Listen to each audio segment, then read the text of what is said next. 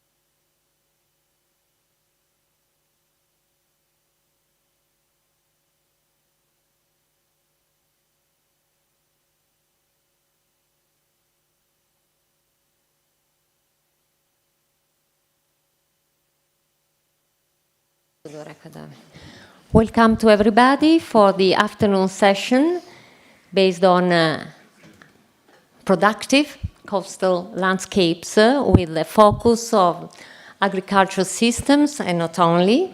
And as we already said in this morning, it's important to remember how the coastal safety are so assured by the agricultural systems and forestry systems that are on the hills and besides the coast in order to have healthy and resilient landscapes.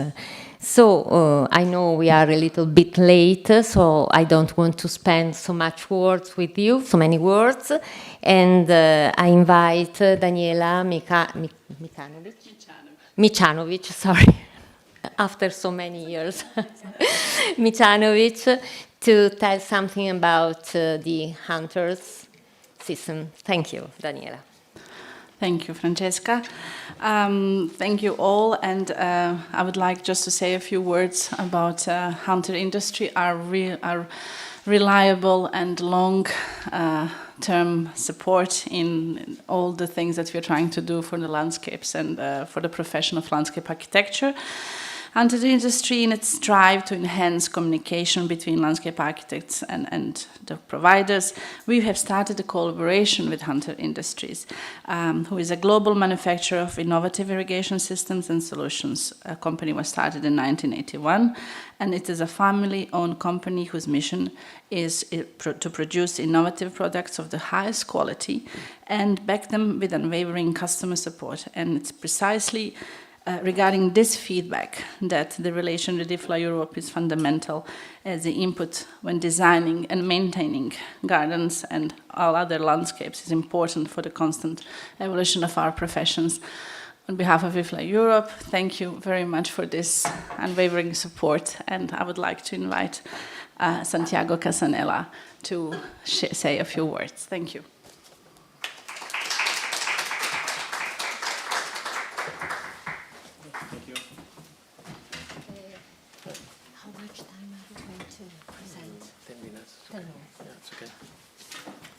I can do shorter, but...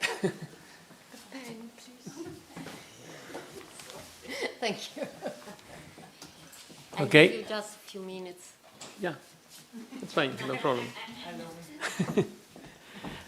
Okay, hello, good afternoon, everyone. I will speak in English because my Italian only I know grazie, buongiorno. Okay, so thank you to all of you to be here. As Daniela said, they introduced our company. It's an American company. We're based in California, and we are so glad to be, for so many years, sponsors of the IFLA Europe. And today I want to speak about some product we just released last year that I think is very interesting, and I want to start with this presentation. This is a new product based on LoRa. LoRa means long range. It's a new irrigation application. And what we say LoRa is not the same as LoRa 1. Maybe some of you work on municipalities and they have the concept of LoRa 1. LoRa refers to a type of modulation used. This technology can be used either for connection with LoRa 1 gateways or simply to connect to LoRa nodes. That is our case. For this reason, a solution using LoRa doesn't necessarily have to be LoRa 1 network. That is some things, sometimes they ask some municipalities, they request us, we have on our network working with LoRa 1. Can you integrate your system, LoRa, or the WBL that we call? And we say, no, you cannot because our LoRa is a different one. LoRa is a kind of radio transmission. So it's a communication with radio. So thus, it's possible to use LoRa modulation to connect two or more devices over long distance. That's, and I will explain in the next slides, you will understand. So this is the wireless valve link system, WBL, we call. Wireless system via LoRa to communicate 9 volts large solenoid valve with some of our controllers, the I2C or the ICC controllers. What means? So okay, if I stand up, you don't see. So here you see, for example, you have a central control And then you have some valve that you have to pass, for example, a main road, or asphalt, or Simon, or anything, and you say, okay, I have to put some cable to communicate, but I have to make a trench, and it's very complicated, and this happens in many cities.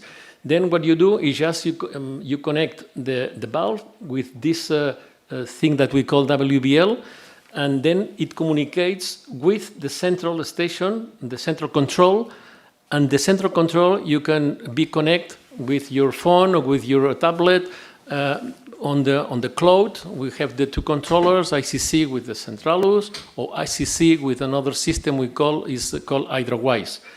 And if this goes to a distance up to 500 meters, but depending of the area, you have a lot of vegetation, a lot of trees, a lot of elevations. Sometimes the distance can be a little shorter. Then you can put a repeater. I keep going. Okay. Okay, so why this system WBL give you a lot of flexibility? As I say, sometimes you have an expansion of existing systems, or you don't want to do trenches. This is the example I will pass later, a site we did just close to Roma. There is an area where you don't want to put cables, so it's cable-free, or there are some coexisting with some multi-cable EC decoders, systems, or with electrical ones, and you want to do an expansion, so you can do with this. So the products you use, and we have also outside in our table, you can see the products, are this, what we call W100, that is for one valve, or WBL 200, this is you can connect two valves to with two latch solenoids, so valve with latch solenoids, 9 volts, or with 4 valves. So you can put on the valve box, or you can put outside, connect to a valve, and then we have the module, the antenna that you put inside the controller.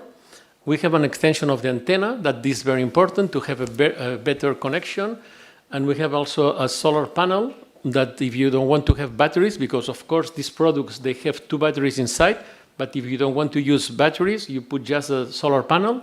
Oh, and also this is the repeater that also works with the solar panel. Here are the details of the things. This is the WBL that is the one that has the antenna. This one, sorry, here. Here, I am pointing your head, sorry. This one that is the antenna that makes the connection with this system, and this is what you put on the valve box. So this is the valve, connect with this, and this is just an antenna that you put inside the valve box, and this is the connection via radio, via LoRa, that you do with your central control. These are examples why you use this, for example, in a roundabout, in an area where there is a lot of roads, main roads, so you don't want to, you have, for example, an area here that you want to irrigate, and you have the central control here, and you want to connect to this area, so instead of make a trench here, you just connect via radio. Or some areas, some areas, they are sometimes very old areas, or historical areas, like you have a lot here in Roma, that you don't want to do trenches because you can go down and you can have some problems. So you don't want to go with deep trenches, and you do this.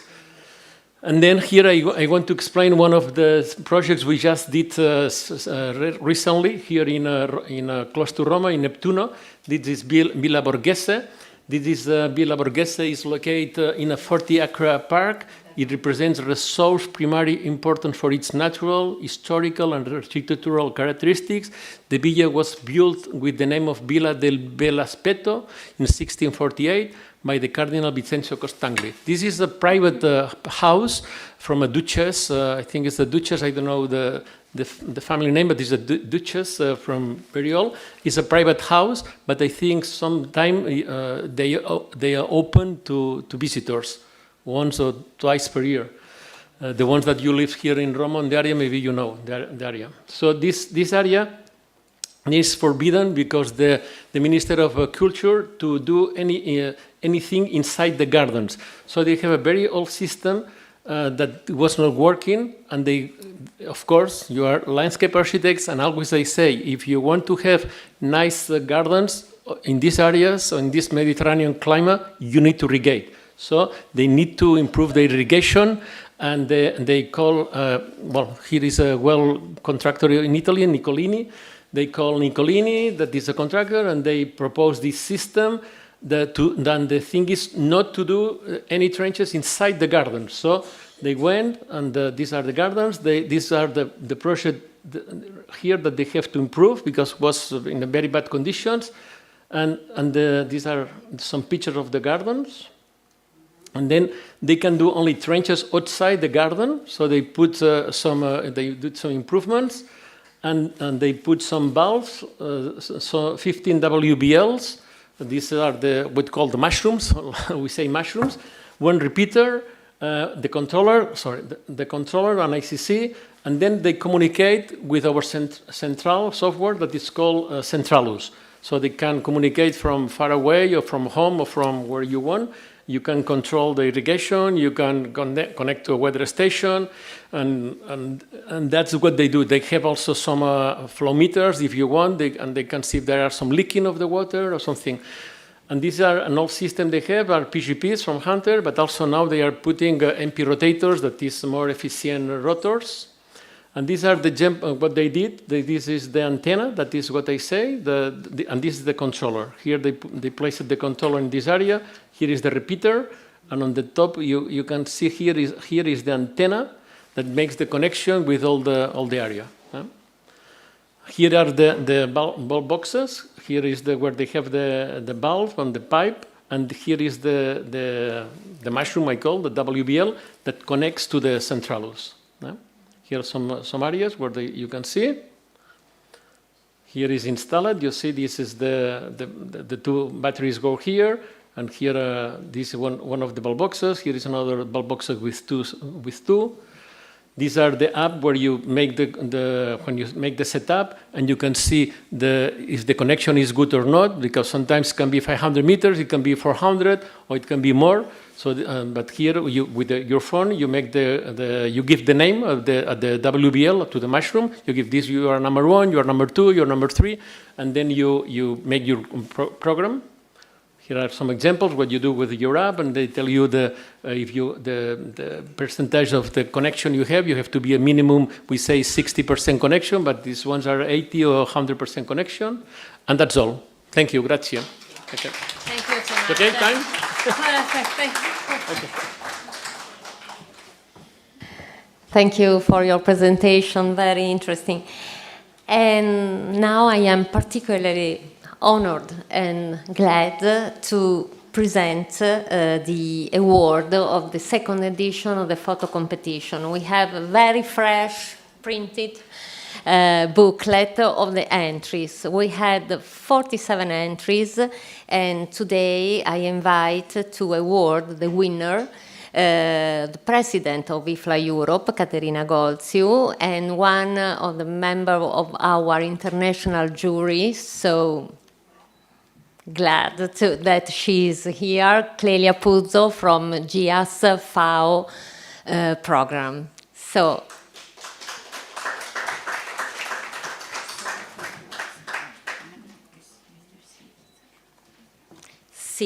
no, because Caterina is going to present. Before announcing the winner, do you want to say something, Caterina? And Yes. Yes, please. Okay. May I have the edition, please, since we are showing? Sì. Okay, great. So this was an initiative that started some years ago, Francesca, and it was a basic activity of the group Agricultural Landscapes to take photos of agricultural landscapes, but the people that they were taking the photos that were not necessarily landscape architect. Anyone who was impressed by agricultural landscape of their country, they were taking the photos and they were sending to us.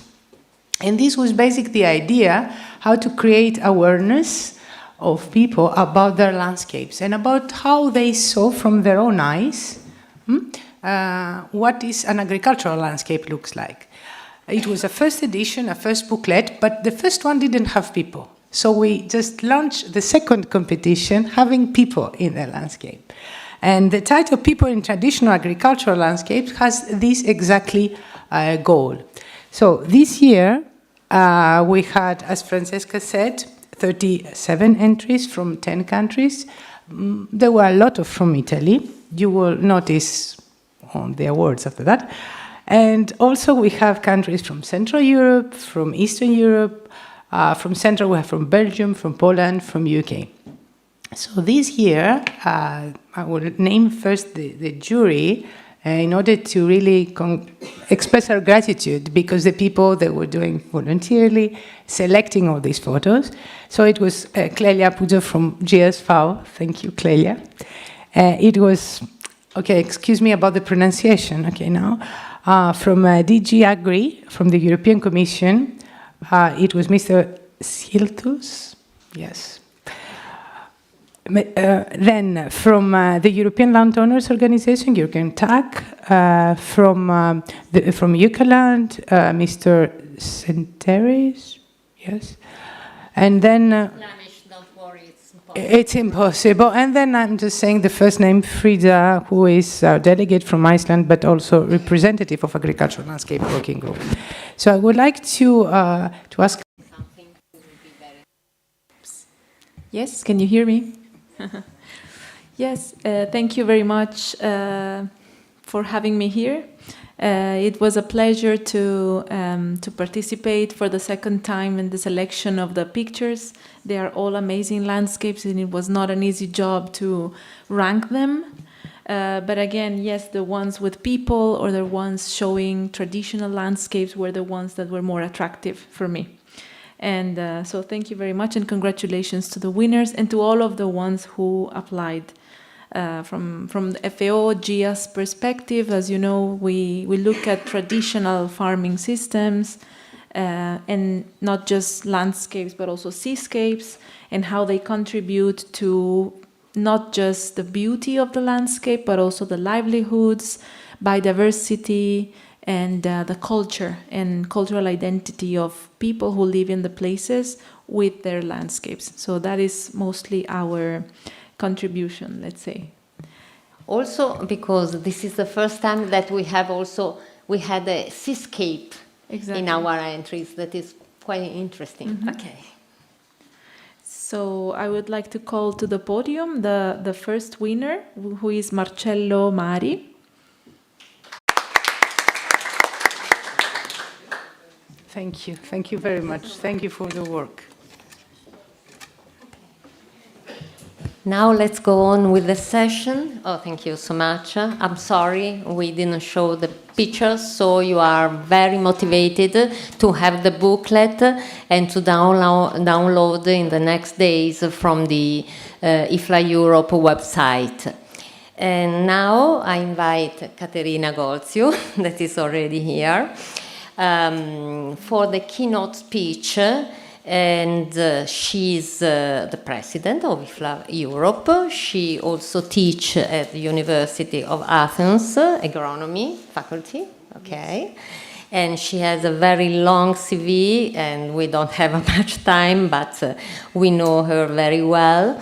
And she will speak about the Mediterranean coastal landscape under change, as we saw this morning, leveraging and the landscape approach to strengthen resilience and promote sustainable development. Please, Caterina. Thank you very much, Francesca. When I was asking really to give this speech, which is really an honor to talk about, my dilemma was really what we're doing with our coastal landscapes wherever we are, and how people are thinking about our landscapes. And I wanted just to show some tools, practical tools, but also how we, as landscape architects, we can help on the protection, on the management, on the planning of those.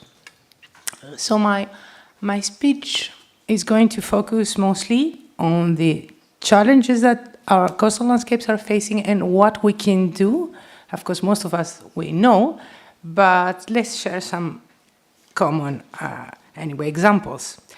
So what we face all around the European, let's see, this movie, you see my hand, very nice. So we see that there is not only Mediterranean, of course, all over Europe is surrounded by seas from Iceland, from the Baltics, from the Celtic seas. So all over Europe and all over the coastline, the European, they used to accommodate, and there are millions of really people living outside and really mirror this type of diversity also of landscapes that we are experiencing. But apart from that, people are transforming the coastal zones for centuries, building ports, tourism resorts, cultivating the land, creating different type of marine and coastal ecosystems. And of course, we all know, I'm not going to repeat again, most of my colleagues, they talk about all the pressures that we see, and of course now we're talking about climate change, climate crisis, climate challenges. The thing is that our entire ecosystems are starting to collapse, and the communities are suffering, especially the ones that are marginalized. And we see that this creates a lot of anxiety, apart from all the environmental pressures that we see and we experience, either through drought or floods. And I'm coming mostly to a Mediterranean, and why we have picked up Mediterranean, because it's, as we said, characteristic for the landscape diversity, and mostly about the cultural tradition, transition, the plurality, biological diversity, cultural heritage, and history. And here I found this very nice diagram when I was looking and searching what are the pressures. And these Mediterranean experts on climate and environmental change network, they really try to summarize on this diagrammatic photo that basically we're facing, all of us, the land and sea warming, sea level rise. We see the summer, the general decrease, and winter also the same, what's happening with the temperature. But on the other hand, we have non-native species that appear, and also the increase of pollution, but also the change on land degradation and afforestation. But one of the most significant, and I'm going to talk, since we're talking about agricultural landscapes, and most of the photos are coming from my country, from Greece this time, shows this type of contradiction we're moving from intensification, extensification of, and land abandonment of agriculture in comparison with the traditional way when we had all these terraces that Antonella is going to talk about later on, and all this structure, that this tradition, it was really combined with a more ecological way of thinking at that time, apart from the production.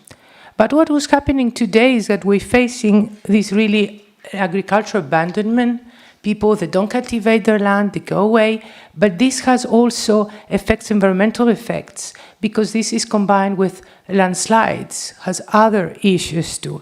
And we'll start thinking what type of environmental management we're looking for, and how we can really try to minimize this type of abandonment. I saw also some pictures about grazing and about herding. We have effects of grazing, which this pressure is also enormous and combined with all the previous, of course, effect in coastal areas and in agricultural areas, and is notable high when is in control, I mean. And we see that a lot of vegetational patterns are disappeared, or others one are appear more expanding and severely. And of course, everybody has experienced the fires that are coming, human fires I'm talking about, and they start for different reasons, but really this concludes to erosion in sloping areas and any landslides that might occur, leaving really permanent scars in the landscape. And the last one if it is development, any type of development. We talk today a lot about tourism, but I'm thinking about any urban expansion, any urban development that really expands all over our coastal landscapes and create precious impacts, not only environmental impacts, socioeconomic impacts, or any other type of impacts that really needs immediate restoration and strategic management. So what type of solution we're looking for a sustainable development? And the sustainable development really lies on how we want to manage our agricultural landscape and the urban sprawl and the conservation efforts that we're looking for. This diagram, again, coming from this network that, as I was mentioning before, because we all want to connect our efforts with the 17 UN Sustainable Goals. So I found it quite interesting, this anyway table, just summarizing the risk and associate the risk with some strategies related, of course, to all these sustainable goals. So there is a way. The thing is how we would like to manage and go forward. And here it comes landscape architecture. So what tools we have and what we can do, how we can help on that. We have a very ambitious, title, explanation about the work of landscape architect. And of course, this is related to our discipline, to our education, to how we think and work. And when we're saying that we adopt a truly holistic landscape approach, is not only for the Mediterranean, it's for everywhere. But the thing is really because the education that we're taking teaches how to think about all the aspects of our landscape and system. And of course, some people, they might think that we're schizoids. This is a very nice, Fritz Oeck, our German delegate some years ago, tried to design and how a landscape architect should look like. But anyway, I try to give a more simple example that what we're looking for is how we can engage in this process of change, in this transformation, and how our expertise and sensitivity, somebody said before, we're thinking about flowers, butterflies, and so on, we're sensitive people, to guide this transformation and to really think how we can, through our analysis and our planning and design, how we can really help on that. And because the discipline is quite broad, it's easy for us to work in an interdisciplinary team, and of course to any relations with policies, to embrace any policies, advocacy, and ecological restoration, but also community engagement. And here it comes really the landscape approach that I'm going to present to you after, that what is really needed, we really need to be more consistent with the changes in a policy level and legislation, of course, at European level, but at the same time, what we're talking all the time, we need to foster, to look for high quality architecture in landscapes. And it's very important as professionals to do that. And something that is changed in our phrased discussion nowadays in the European Commission, we stop or change our thinking to talk about building environments. We're talking mostly about living environments in order to make our sustainable, the EU Bauhaus really prevails, inclusive, beautiful, and high quality. But we have the tools, and I'm going to present some of the tools. One of those, I think Zala mentioned it before. She didn't use the term landscape character assessment, but it was a landscape character assessment the way she was presented. So how we can use tools like this one in order to map, first of all, in a simple way, the human settlements, any activities regarding land management, in order to highlight the key qualities and characteristics of the agricultural landscapes or coastal landscapes that we're aiming for. Of course, there are many. In each country, everybody is using these tools in their own way, in their own expertise. Here I'm showing from Portugal a research program that has been used, this tool. But we're using this in order for what? To show how important is landscape for any kind of development, for strategic design, and to develop policies. So what I'm going to share with you, the two examples that I was doing in Greece, because still we're in a primitive, I can say, stage on this one. But the idea is to show to people how important is their landscape in order to go for a sustainable development. And I show you exactly what. The one example, it's this small island, which is at the south part here of Crete, actually is the southeast part of Europe. The island is very small. It's about 30 square kilometers, if you can just imagine. And during the winter time, there are around 30 people living there. But during the summertime, it's 3,500 people coming. So you can understand the pressure that is getting. And although it's it's in a remote, we consider place, famous for the agriculture, for the antiquities, for all this geological formation, and really beautiful, it faces all these pressures of uncontrolled development, either from tourism, from abandonment, and for uncontrolled settlement also development. So the idea from the Ministry of Development and Investment was how they can support this isolated area and develop a sustainable plan based on this tool. One was the landscape character assessment, and the other was basically participatory planning methods and how they can engage the stakeholders to start understanding what are the assets of this place and what problems they are creating with their activities. So from one point, we have, focus. The landscape character assessment is a method that most of you might know, and they use it in different ways in your countries, in order to map the different maritime types along the island and the different types on the coastal area and the heathland area. And the other type of the method is how we can use the public. There have been certain workshops taking place from a certain period for almost 2 years. We call it like a special participatory work. Basically what they were doing, they were asking to map on the island the strength, weakness, opportunities and threats with, as you see, the different flags, and slowly to start to understand what is happening, because they wanted somehow to develop an energy community, to start being an energy independent. So through these tools, if you can say, we were starting to work with them and start feeling that they own, in a good way, their place and how they can create a development plan.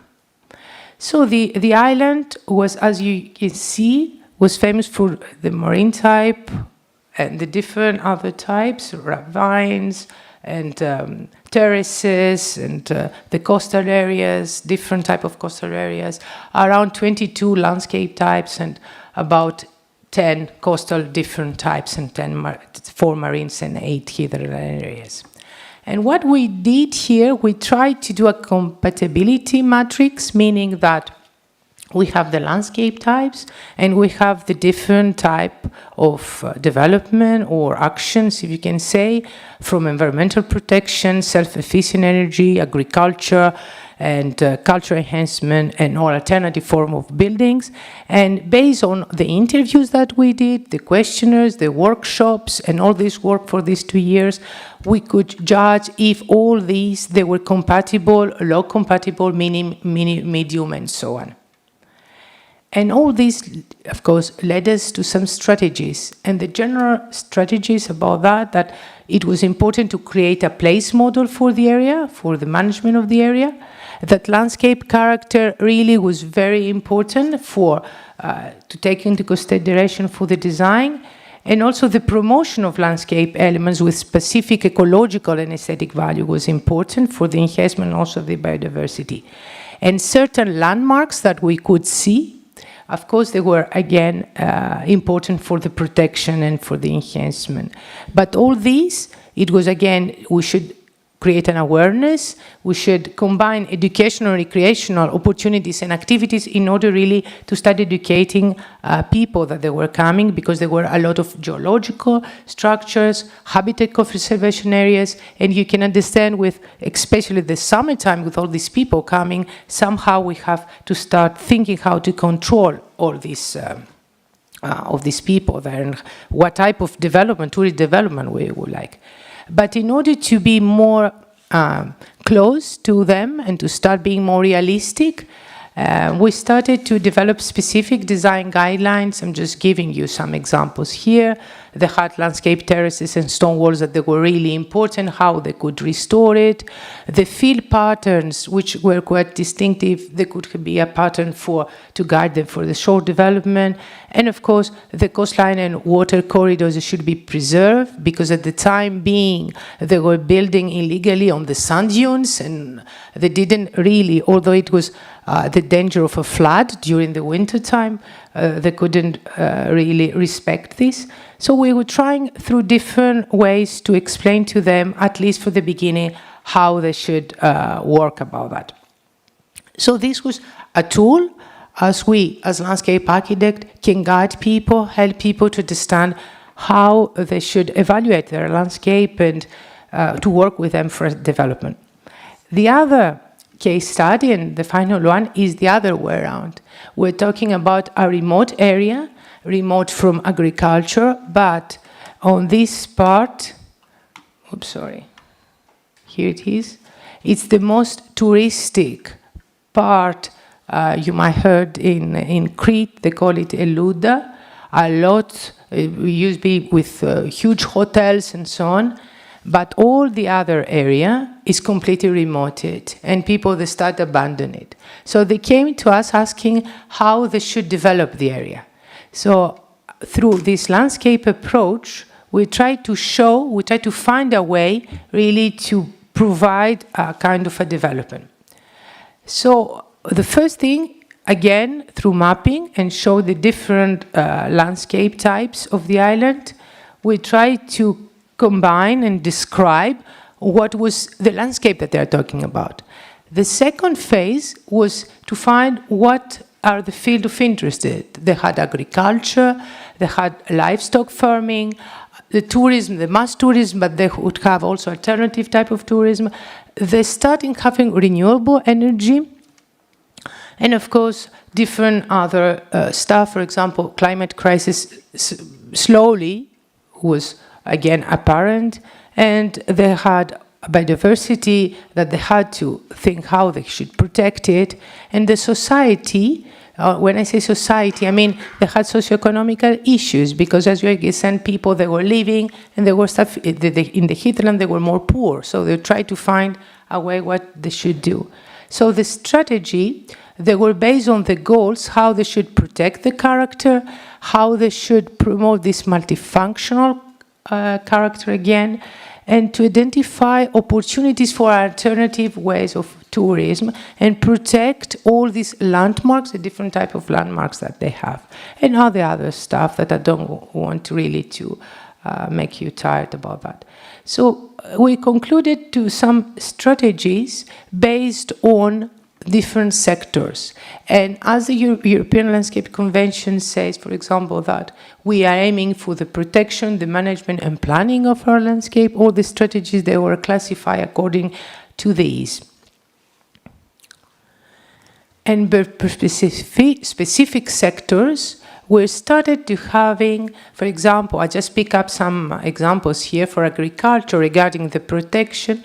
We're starting analyzing and giving some examples that they need to protect the small-scale farms, all resilient crops varieties, or traditional agricultural practices, and on the management that they should find some really financial incentive to engage young people, at least to stay a bit in the primary sector, or to seek solution for agritourism through, of course, different networks through the nature that, yes, they could really show to the others what is the richness in their landscape.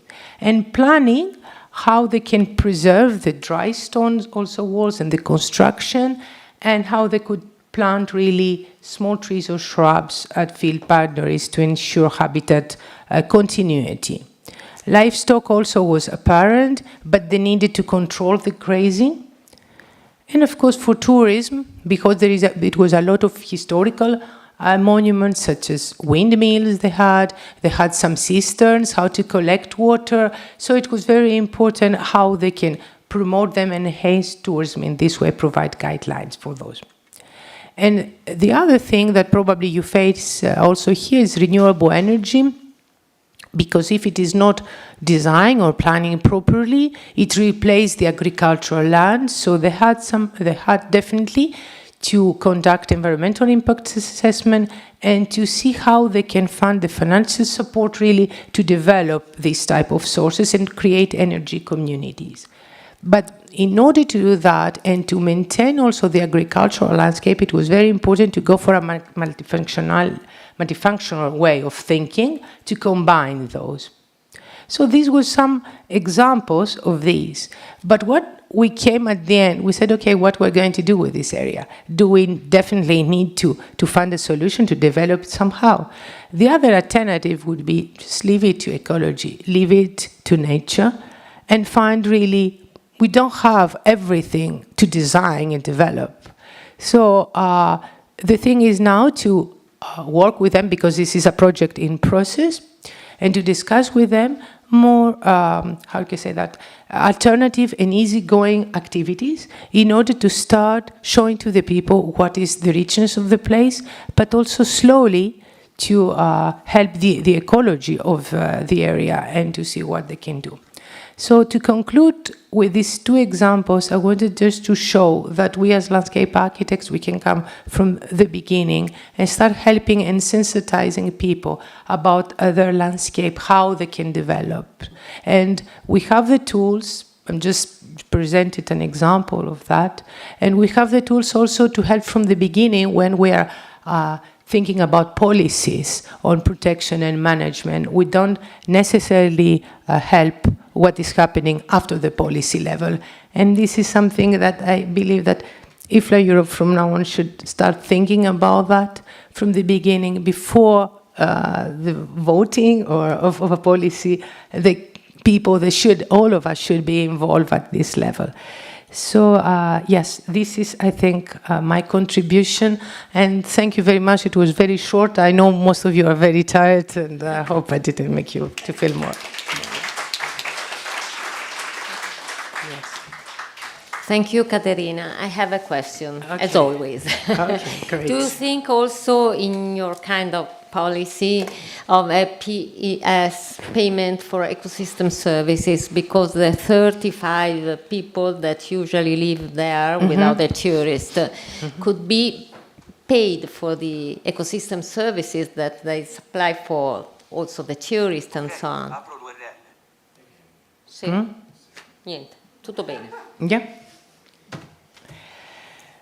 Not, You are not talking a tourist tax, but something dedicated, because people must be not only thanked but also helped to stay there and waiting for the invasion during the summer. I know. I think it would be a good initiative. I don't know how, to be honest. There are people, there are communities that they want to do something for the place, but there is always the politics and, sorry to say that, and the money. So they need somehow to find a system, a kind of a development plan as they used to, try to work on it in order to control tourism in this way. And no, it's not only tourism. Tourism was just one example. It was the development that has been just the different settlement that have been expanded. And yeah, I don't know. I don't want to be very radical on that, but sometimes you need the law to function. Sometimes you need to, but you need to give alternative to people, especially on the remote areas, and especially people that they are living at the borders. There is another way of thinking for these people. Okay. Thank you so much. You're welcome.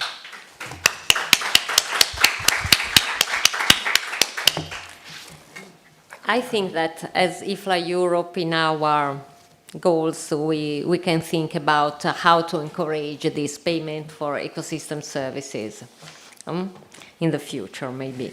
So I want to invite the next speaker, who is Donatella Murtas. She is an architect, but specialized with a master's degree in environmental engineering. And first, she is the director of ITLA Italia, and she is going to explain us what is ITLA Italia. And she will speak about terraced landscape, choosing the future, the contribution of coastal agricultural terraces. Thank you, Donatella. Thank you to you, and good afternoon. I will take the opportunity to speak in Italian. It's quite rare to have a translation to Italian, so I will offer this opportunity to myself and to the translators. So, thank you, first of all. It was really inspiring to hear you this morning. Grazie a IFLA Europe, a Francesca Neonato, che è qua vicino, che ha fatto da facilitatrice perché io potessi oggi essere qui con voi, ascoltare le vostre esperienze e far tesoro di quello che sono le vostre esperienze, perché ci sono tantissime cose in comune e l'opportunità di ascoltare delle altre persone che stanno percorrendo lo stesso cammino dà una forza aggiuntiva al nostro lavoro nella quotidianità, che spesso non è mai troppo semplice, in cui alle volte uno si trova un po' messo in un angolo, e quindi questa è una grande opportunità, e quindi grazie ancora per l'organizzazione e per l'invito. Parlerò oggi di un tema molto specifico, molto dedicato. Esistono paesaggi di tutte le specie e ce n'è uno, quello che è il paesaggio terrazzato, su cui da anni lavoro e in cui vivo in realtà, quindi vivo in un piccolo paese che è circondato da terrazzamenti, e per la cui causa mi sto dedicando da quasi 30 anni, quindi sto vedendo, potrei fare un grafico del momento in cui questo paesaggio esiste, poi sparisce dall'attenzione, è ritenuto zero, è ritenuto di alto valore, e quindi al centro c'è un po' anche davvero quello che ho messo nel titolo, un po' la responsabilità di una scelta di futuro, se lasciare che le cose vadano come debbano andare, o se considerare un criterio valoriale, quindi una nuova lettura, una nuova carica di valori che possa trasportare l'attenzione da quello che era invisibile a visibile. E comincerò con una leggenda. Con una leggenda mettendo insieme un aspetto che è quello dell'agricoltura, che questa mattina è stato spesso evidenziato, mettendo insieme il fatto che molti dei paesaggi agrari, costieri o non costieri, hanno a che fare con l'agricoltura. Se l'agricoltura sparisce, anche il paesaggio rurale tradizionale inevitabilmente sparisce. E questa è stata una leggenda che ho trovato un po' per caso, ma in realtà stavo cercando qualcosa che riportasse un po' alle origini e quindi all'attribuzione di un valore anche quasi sacrale della terra. E il fatto che il paesaggio terrazzato sia stato costruito decostruendo le montagne, il pendio, e riproponendo una pendenza che fosse utile per vivere e per abitare, è un lavoro mostruoso che è durato secoli, che ovviamente non è nato nel suo intero, ma piccoli pezzi, e questi piccoli pezzi si sono uniti per diventare sempre più importante e sempre più grande. Quindi uno sforzo, un investimento pazzesco, a cui pensavo che ci fosse un'origine ben più alta, che quindi attraverso il lavoro uno si potesse avvicinare a qualcosa. E questa leggenda infatti parla di questo, quindi in Asia, questa è un'immagine sulla sinistra dei terrazzamenti in Nepal, c'è questa leggenda che le descrive come scale verso il cielo, quindi da cui le divinità scendono, e scendendo danno dei consigli saggi perché la terra sia effettivamente coltivata in modo lungimirante e saggio, e al tempo stesso attraverso questo lavoro immenso le persone, uomini e donne, possano raggiungere il cielo. E quindi la dimensione sacra della terra, secondo me, non è da tralasciare anche nelle nostre numerose considerazioni che abbiamo posto in condivisione questa mattina. Perché la sacralità della terra sparisca è una domanda a cui vale la pena fermarsi e richiedersi. Sicuramente il paesaggio terrazzato a un certo punto, attraverso un suo excursus che probabilmente già nel Neolitico, ma sicuramente ha 2000 anni, ancora di più, grande, piccolo, ingrandito, ristretto.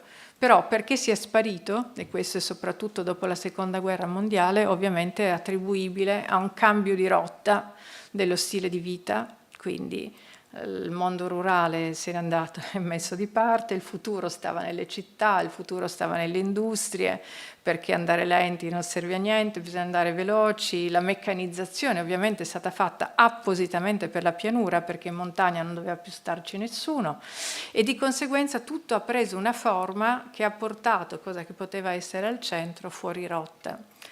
E questo è un dato di fatto. È vero che molte persone, soprattutto ricercatori, antropologi, nel Settecento, Ottocento, nei catasti, ci sono delle meravigliose descrizioni molto molto puntuali, hanno scritto, non è che sia sparito nel nulla, in un buco nero, però non era sufficiente, perché prevaleva il fatto di una descrizione storica, quindi era un dato di fatto. E invece quello che serviva sarebbe stato quello di riportarlo al centro dell'attenzione. Quindi la scelta di nuovo di responsabilità è: abbandoniamo? Ok, prima Caterina diceva si può lasciare che le cose vadano e le lasciamo andare, oppure si tengono perché hanno un valore.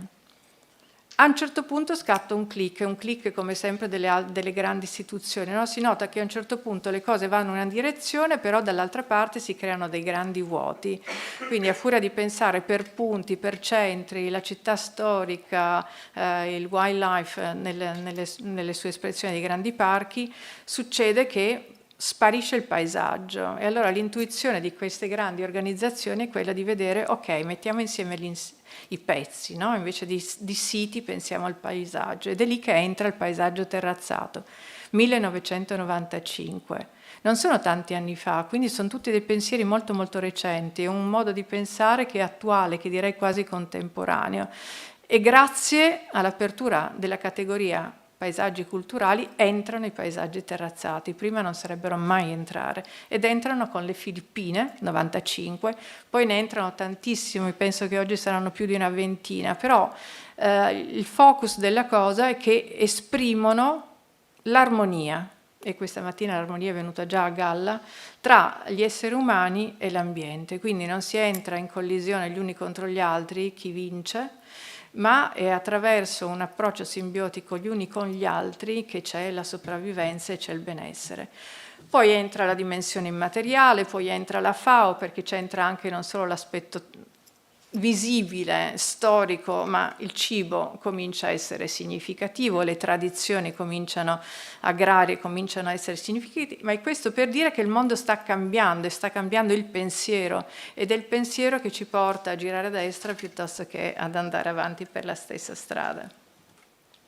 Infatti è del 2010 la prima grande conferenza, questo per 2 minuti, per dire che siamo di nuovo a un approccio multidisciplinare in cui gli esperti sono dagli antropologi ai demografi, ai geografi, ai pianificatori, ma anche i contadini, ma anche gli abitanti. E di qui nasce ITLA, che quindi è un movimento internazionale che ha un focus dedicato, quello del paesaggio terrazzato, che sta cercando di collegare, di mettere insieme tutte le esperienze, che sono tantissime, ma in questi anni molto molto sparse, per riuscire a far capire che se uno sta cercando un determinato paesaggio, questo può trovarlo all'interno di questo movimento. Quindi la grande dichiarazione è che i paesaggi terrazzati esistono, non solo perché sono storici, non solo perché sono culturali, ambientali, ma c'è anche il punto di vista economico e c'è bisogno di attenzione,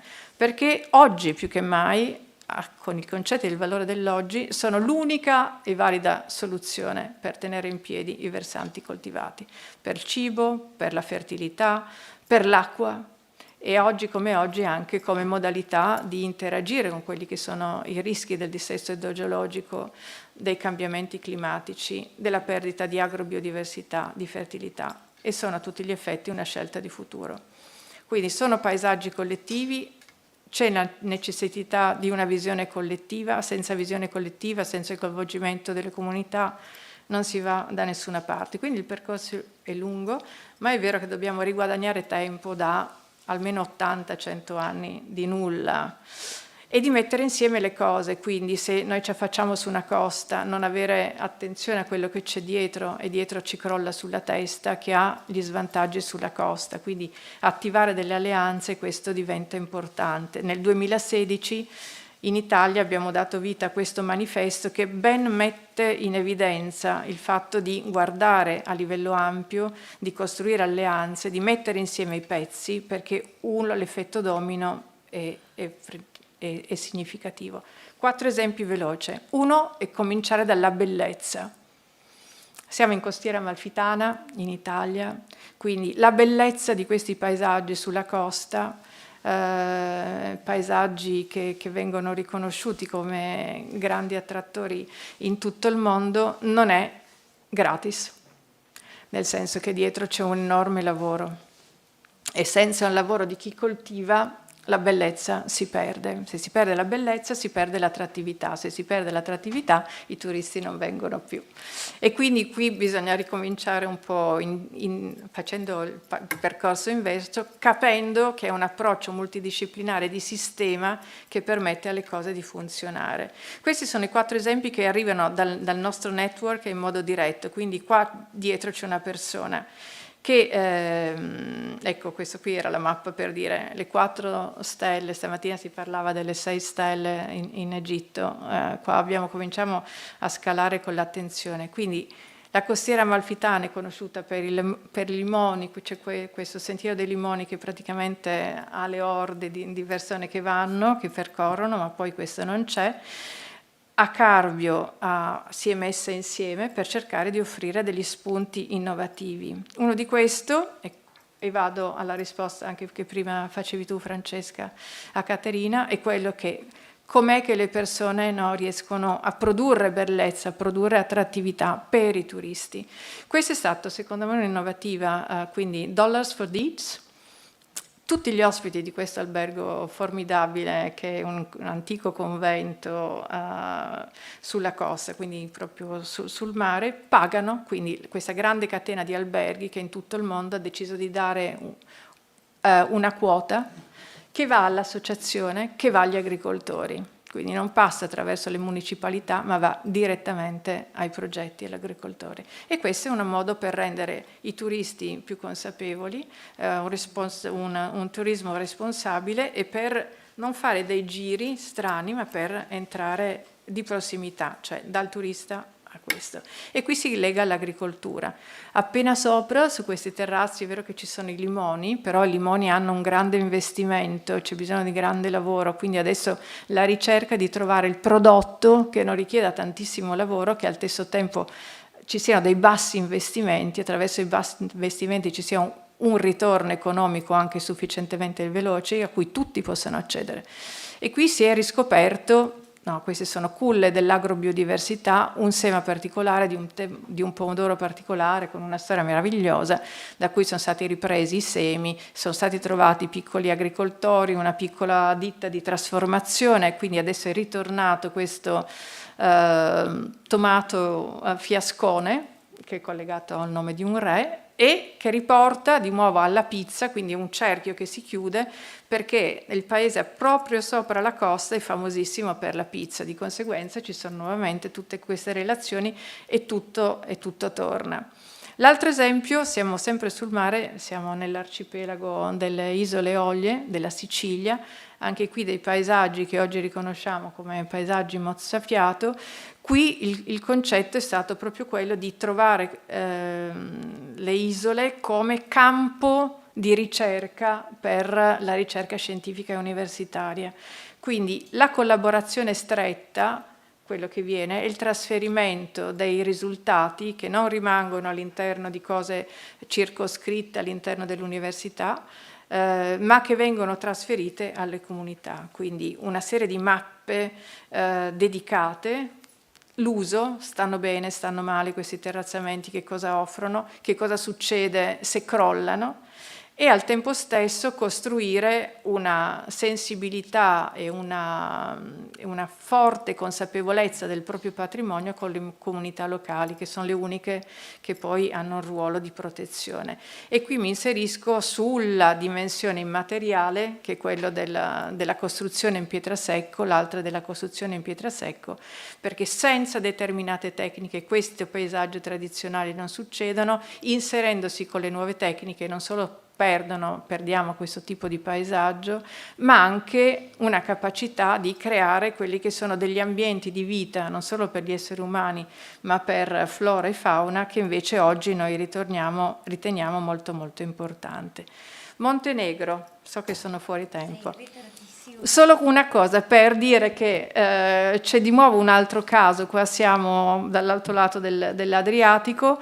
Questi ettari sono quasi 500 ettari di oliveti straordinari e centenari che rischiano di essere in parte tagliati, in parte avvolti da bungalow turistici, nuovi investitori soprattutto degli Emirati Arabi che hanno avuto dal governo montenegrino la possibilità di fare insediamenti sulla baia, e di conseguenza adesso questa giovane piccola associazione sta cercando di costruire delle modalità anche legislative e normative per far sì che ci sia uno strumento concreto di gestione dell'assetto del paesaggio e che non si annullino totalmente quelle che sono invece le comunità locali e i saperi dedicati a questo.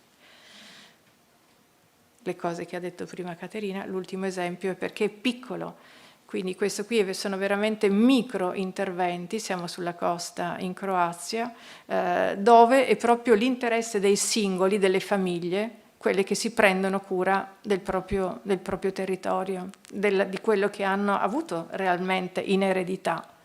E quindi attraverso il piccolo, non disdegnare anche la piccola dimensione, non mettere accanto quella che è l'agricoltura di famiglia, non pensare esclusivamente alla grande estensione, il paesaggio terrazzato non è per le grandi estensioni, perché comunque il concetto di avere in prima persona cura del proprio luogo, ma al tempo stesso essere generosamente diretti al fatto che il cibo, l'acqua, la fertilità della terra è quello che è di nuovo la Convenzione Europea del Paesaggio, un paesaggio di qualità per tutti. Questo sarà sempre un criterio di pace e vita per il futuro. Grazie.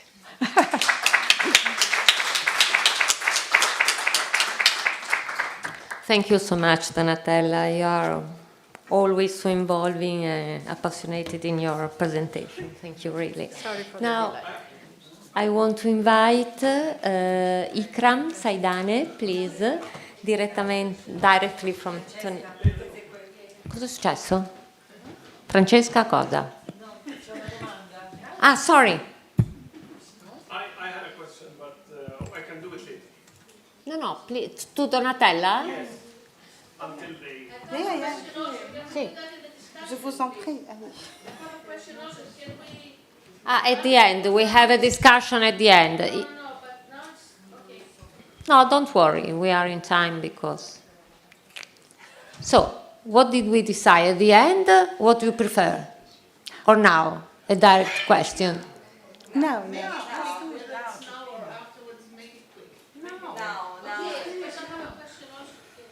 Okay, let's do a couple.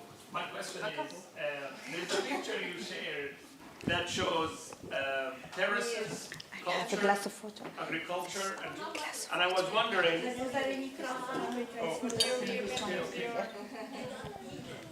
No, but for the translation. From the translation. Okay, my question is, there was a picture showing terraces, agriculture, tourism, community, municipal. So I find a little bit of a complex stakeholders.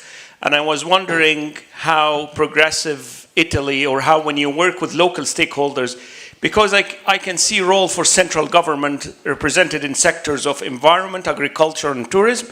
And I also see cross-local government, like the municipalities and the cities. Then you brought in the community and the non-profit sector. So how are you managing to, this is usually, I have a book in tourism governance, and this has been a common challenge across the developed world and developing countries. So if you can shed the light a little bit on how this coordination is happening in 3 sentences. That is not easy, as you know. So it's a bottom-up approach. I believe in that.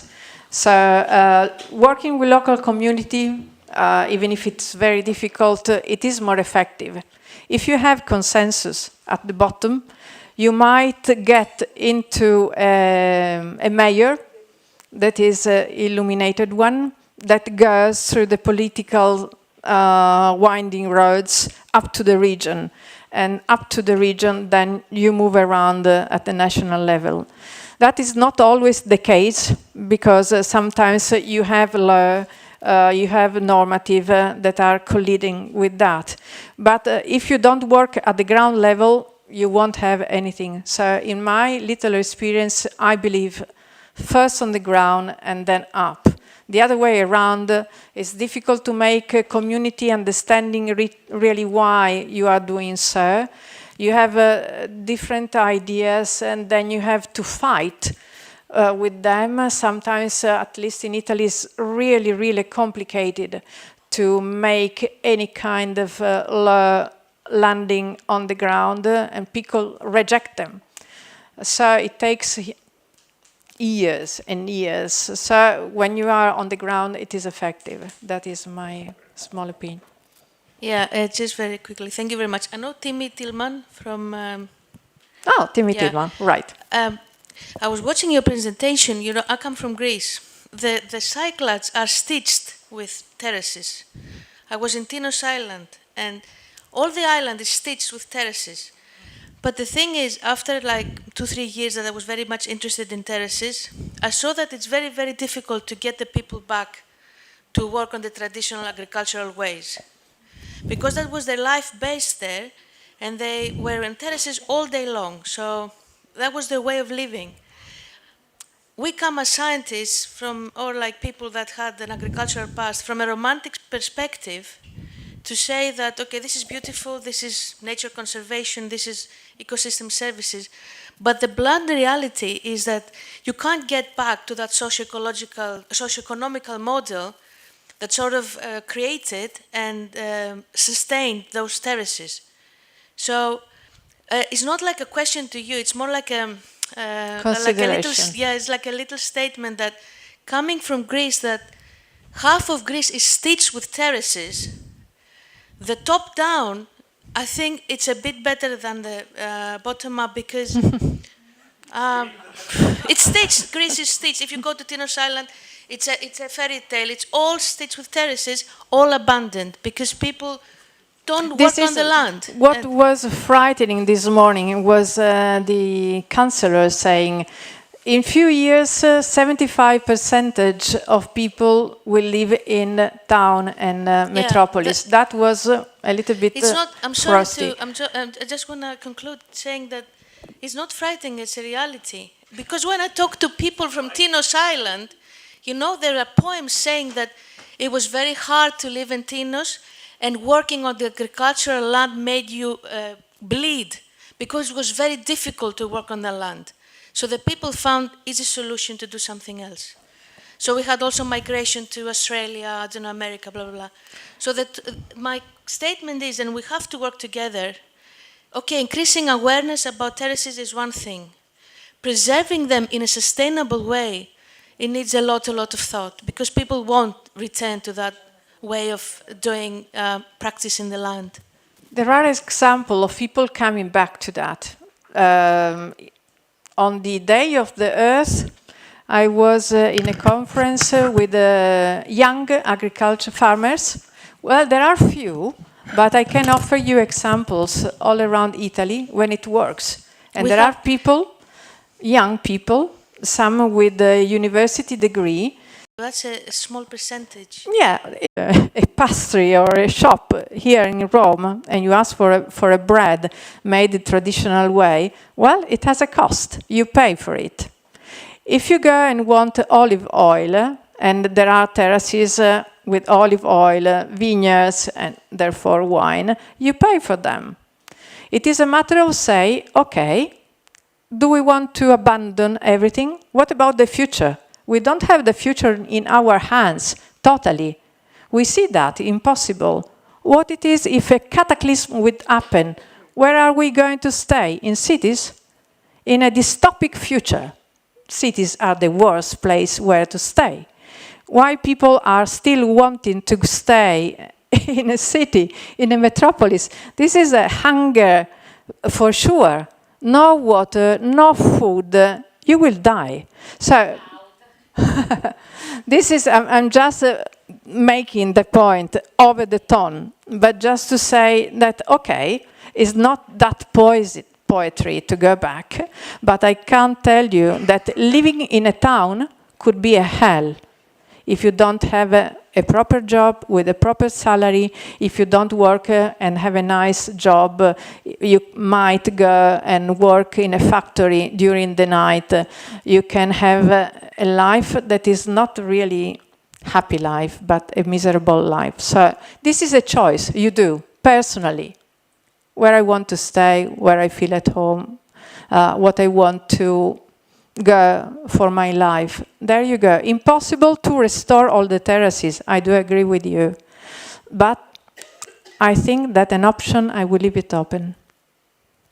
Okay, thank you so much.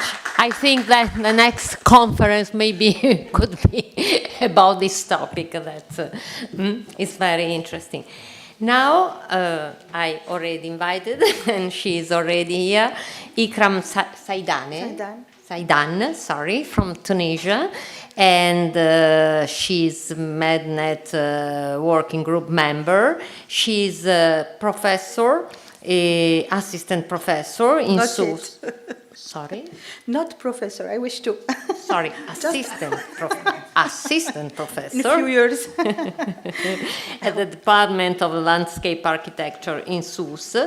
And she will present this case of the EROMLI, Agricultural Systems Development Project in El Gar El Mel Lagoons. You will pronounce much better than me, but what is important that is a GIS site already recognized.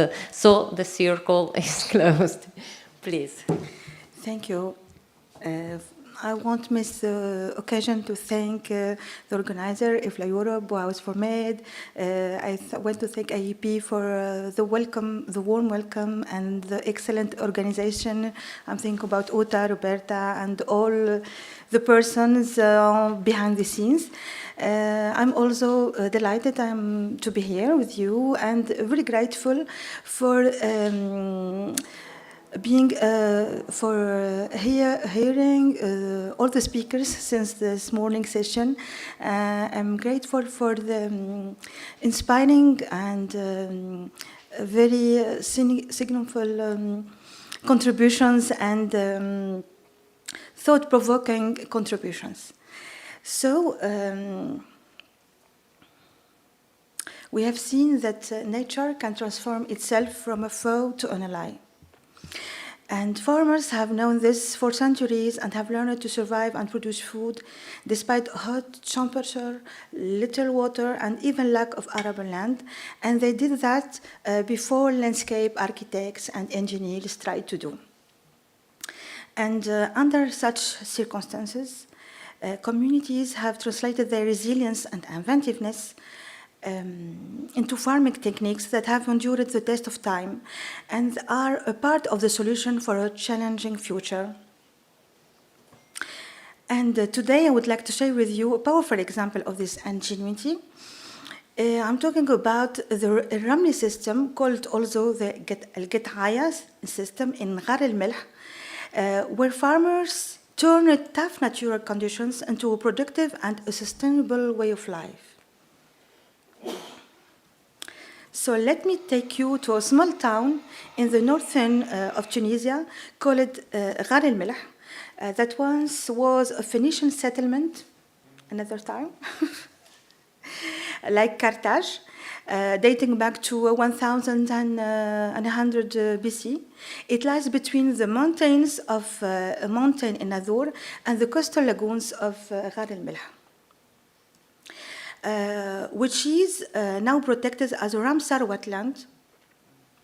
And also all the town is classified as a Ramsar.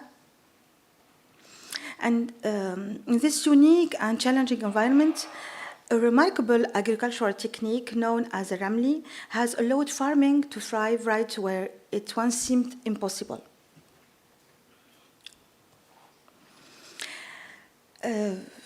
And the word Ramli literally means on sand, and that's exactly what it is. These are farming practices that grow crops directly on sandy soil, right inside the lagoons of Ghar el Melh. As we are saying, it's like a floating island, and it's an ingenious system that turns fragile, salty, and shifting terrain into a productive farmland. And this is from the early 17th century, when the Moriscos, the Andalusian Muslims expelled from Spain, came and settled in Ghar el Melh. And these communities were renowned for their expertise in irrigation and horticulture. And they were facing two major challenges. Ghar el Melh was trapped between the mountains and the coastal lagoon. So the land itself is largely saline. So they developed an ingenious solution. By covering the soil with layers of manure and sand, they created a passive irrigation system. And in this system, plant roots are naturally nourished throughout the year by rainwater stored in the soil and floating above the seawater. So Al-Qat'aya and Ghar el Melh are, in a way, like the farming polders that we find in the Netherlands. It's not the same system, but it's almost the same technique. So what is a Qat'aya or a Ramli system? How does it work? So this scheme shows how Ramli crops are irrigated by fresh rainwater that floats on the surface of the salty. Because it's lighter. The rain is here, and the rich the crops. And this fresh water reaches the crops throughout the movement of the tides, the high tides and the low tides, each 6 hours. So they're irrigated passively each 6 hours, 2 times a day, without any intervention of the farmers. The farmers should just regularly calculate the sea level and maintain the soil at the exact level of the water. And the roots came into contact with this, if the plot is too low, the roots come into contact with salt water, but killing the crops. But if they are too high, the roots dry out. So they have to calculate the exact level needed, and this needs expertise and how now transmitted. And the first scheme is for the high tide, where the water reaches the roots, and this scheme is for the low tide, when it is far from the crops. And this is the level of soil that the farmers should maintain, the right one. Why is this system unique? Because it adapts to harsh, to salty environment. It optimizes water management naturally. It promotes biodiversity and soil fertility. It integrates ecological principles long before modern sustainability concepts that we are talking since 2000. And this ingenious system allows year-round cultivation without artificial water, even during periods of drought. And the Ramli practices are highly adapted to fight dry environmental conditions by reducing water loss from evaporation and increasing the capacity of soils to retain water. These are some examples of Ramli crops, like green beans, broad beans, potatoes. And plots, as you can see, in the Ramli system are efficiently utilized, making optimal use of space, of the little space, achieving although high productivity. And this Ramli system is basically family farming. All the plots are family, they're transmitted generation by generation as heritage. And farms exchange means of production among themselves, and the workforce is made up of family members who pass on the know-how from generation to generation.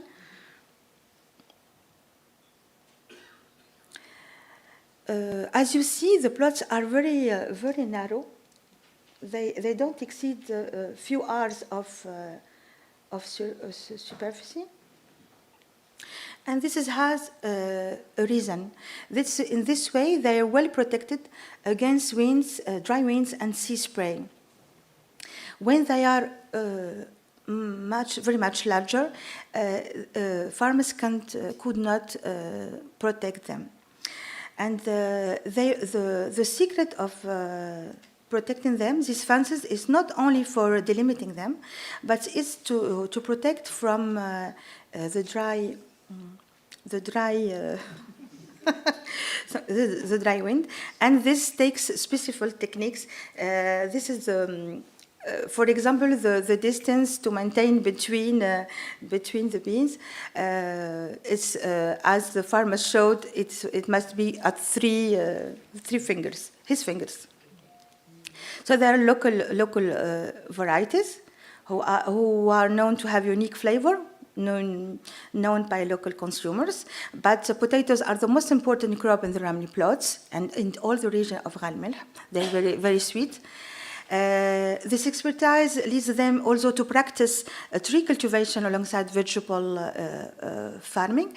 What is important to say, but Francisca already said it, that the Ramli agricultural systems are already classified as GIAHS, the program of the FAO, and they protect these practices. It is about sustainable agriculture, cultural heritage, and food security. And as it was said this morning by Jala, Margarita, etc., that agriculture and culture are always the same. So it is not about preserving just the knowledge for the agricultural knowledge, but it's also about culture and history. This preservation will try to maintain the practices that help to fight climate change, allow agriculture to strive in extreme conditions, and to combat to preserve, to assure the food security.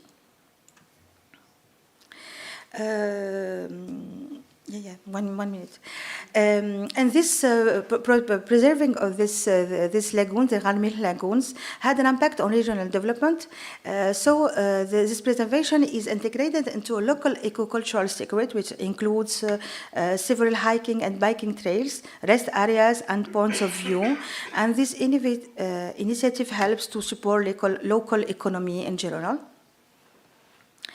It is not about a project or landscaped project, but it is about creating discovery seekers and create an immersive experience, meeting the locals, having a cup of tea, or being on a guest table. The Gatrais are also site of educational tours to showcase the history and ecological genius of the system. To finish, I'll say that the Ghan al-Melh is also a region for high potential for tourism, and it is known for as Tunisian Maldives. And this tourism pressures make them that they have to face environmental challenges and that they have to care about, and it is the mission of the locals, the associations, and the programs that are put to preserve them. So just to finish, if you haven't any plans for summer 25, come to Ghan al-Melh, because the trips for Maldives are sold out, and the beaches of Spain are too much crowded. And thank you for your attention.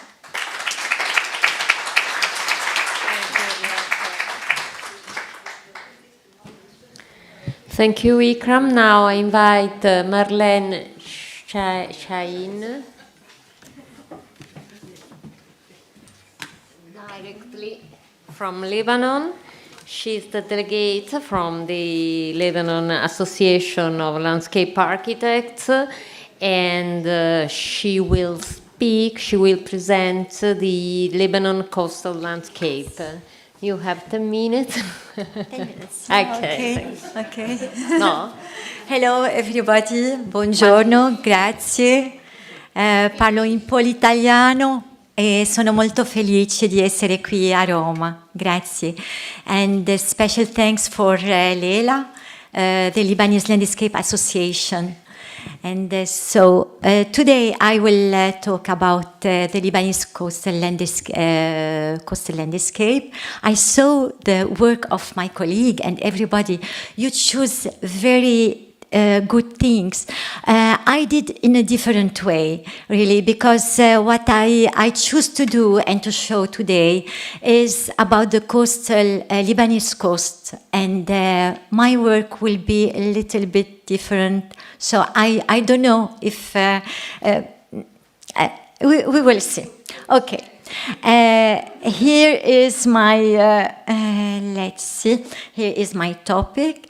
And so, the Lebanese coastal landscape offers a diversity of kilometers of impressive archaeological sites, remains from many civilizations and resources, highlighting its tangible and intangible heritage, like here the site of Tyr, and the natural and cultural resources as the pine forest where nestled the beehive. My methodology will be an analysis using Kevin Lynch's 5 elements, such as the path, the limit, the neighborhood, the node, and the landmark, along the coastal landscape. Thus, it allows to define and expose the evolution and diversity of the coastal landscape from north to south. This is our journey for today. Path into sound, olfactive, tactile taste, and visual landscape. Because I consider that agriculture, production, resources are in a context. And that's why I talk about tangible, intangible heritage, like temple as Eshmun in Saida, Tyr Hippodrome, sound of horses, shout of merchant, trading from the past. So for me, it was a little like, this is the word I would like to talk today. And of course, the production like agriculture, olive, pine forest, salt marshes, fishing, beehive, agrum herd, turtle nursery also, and so on. Where is Lebanon? Located in the eastern Mediterranean, and the coastline stretches an average of 225 kilometers with an area of 10,452 square kilometers, which is a longitudinal landscape, okay? And the outline in the right shows the different city I would like to talk about. Each one has a particularity, let's say, and excluding Beirut. Beirut is the city, the capital of Lebanon. In itself is a topic, so we will not talk about Beirut. And Byblos, we had a conference in Alicante, if I remember, and it was the topic in Alicante as mosaic landscape. So today we will talk about the first one, Enfi. Enfi is in the north of Lebanon, and it's, let's say, not unique. One of you unique know-how, because I know my French will talk about it more than me. And this is a culture. Before it used to be in all the coastline, but for now, today, it's just in Enfi, these salt marshes. And this is a traditional coastal salt production.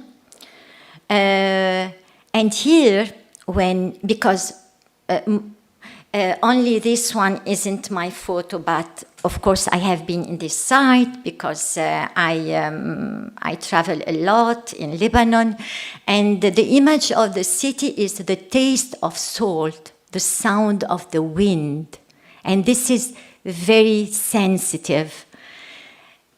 If we go further and we arrive to Mselha. Mselha is a medieval fortress, and it's fortress, but surrounded by olive trees, field. We can see herd, we can see all this landscape also, and moving forward to Batroun. Batroun is a city where we have fishing.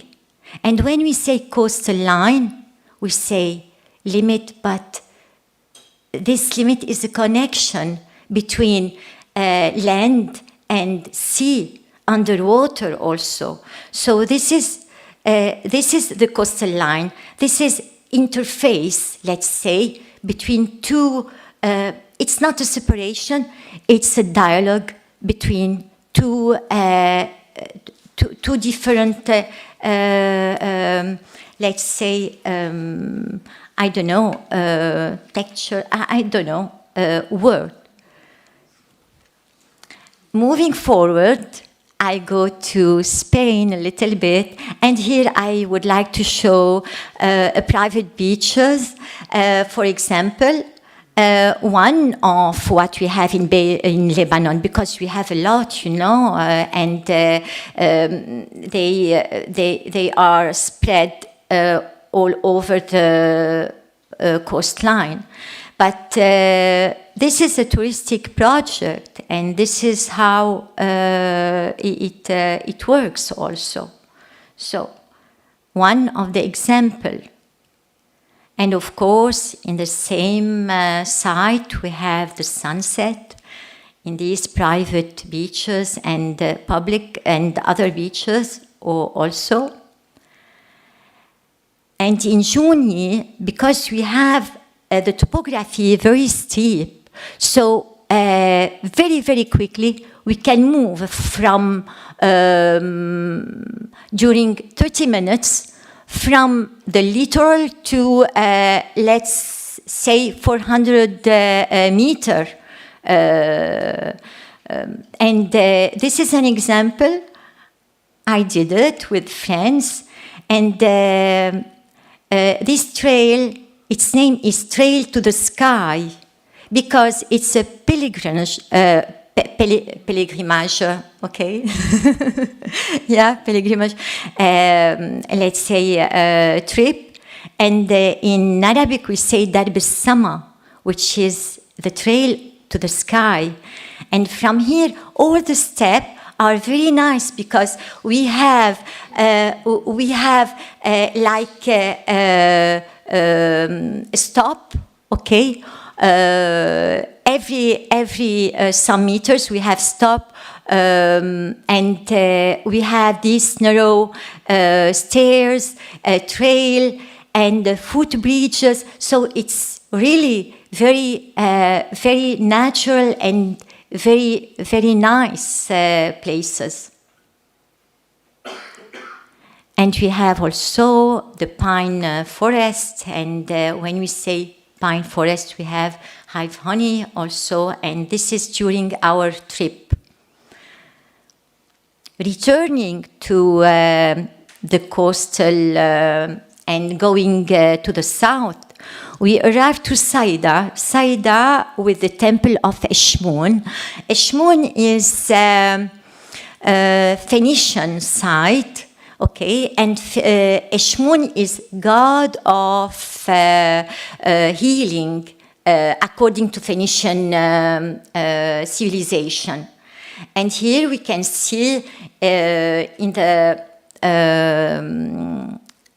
photo some trees of citrus and banana and so on. So we have this mixture of agriculture and temple or archaeological site also. We can see these remains in this site. And arriving to Tyr, Tyr was built on an island, but now, you know, with the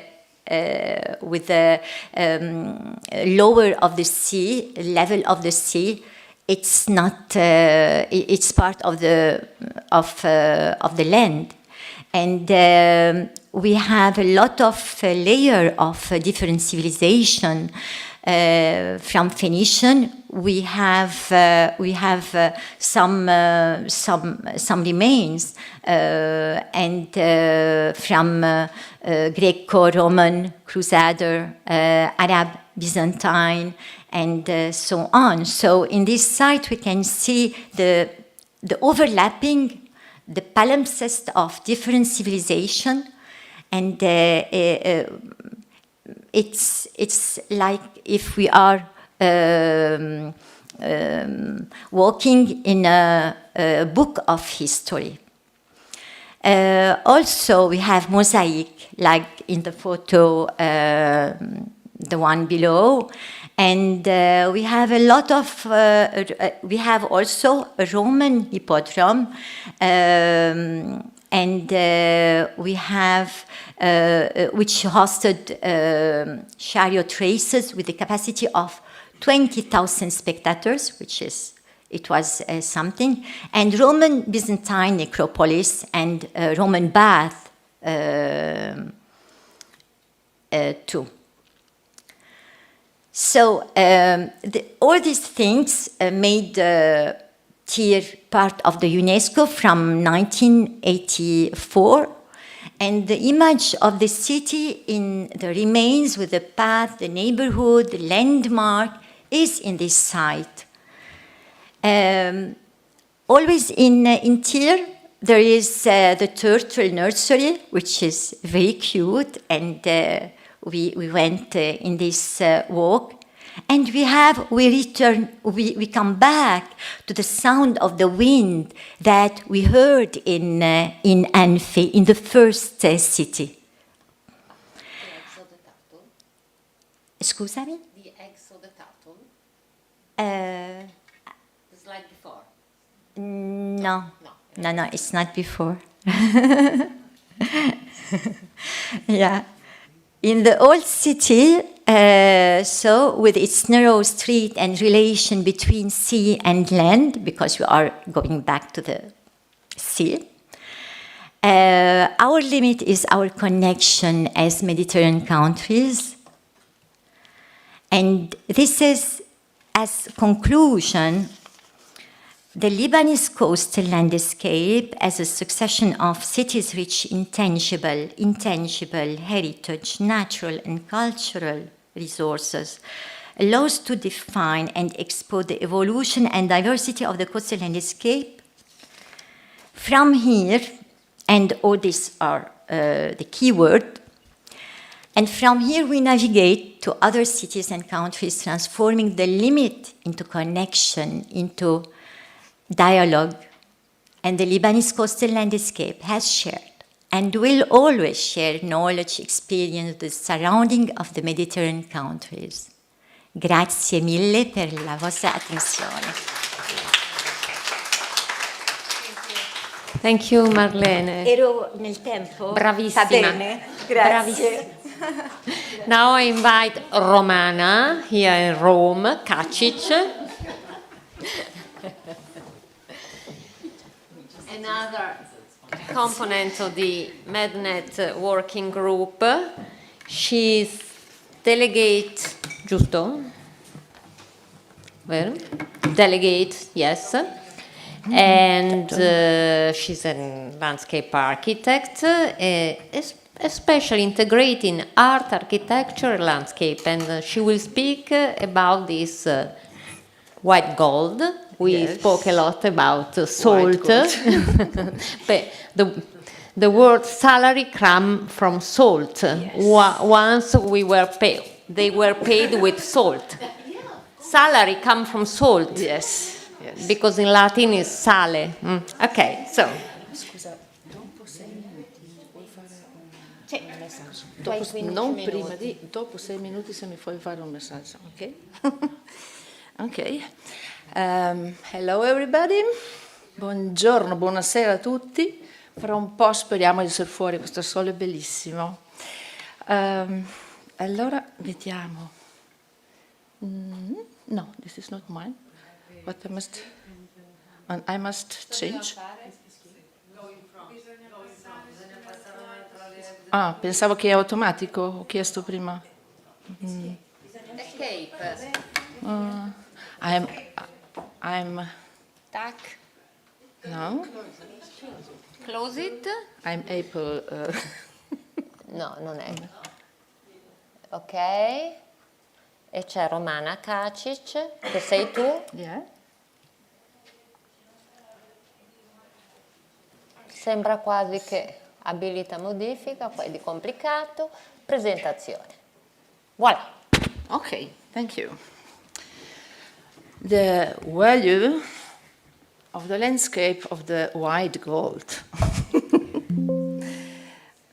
No? Can I? No? No? No, forse qui? Ah, è successo, no, sì, sì, no, sì. No, it's not. I want to begin. È facile. Sì, ma perché è andato da solo davanti? Non lo so, però tu devi schiacciare Sì, questo. ho fatto. Ok, sorry. Salt ponds landscape are a recognizable cultural landscape that represent identity at the local and a Mediterranean level. Currently, there are about 150 salt ponds of different categories in 18 Mediterranean countries, 19 of which still produce salt, while 64 are ineffective or abandoned, and only 3 countries in Mediterranean salt ponds have the status of protected area, in Cyprus, Slovenia, and Italy. In the Mediterranean exist 2 different types traditional systems of the salt produced from seawater. In the regions with little precipitation, salt was gathered 1 to 3 times a year, but in the north it was harvested daily or at least every 2 to 3 days.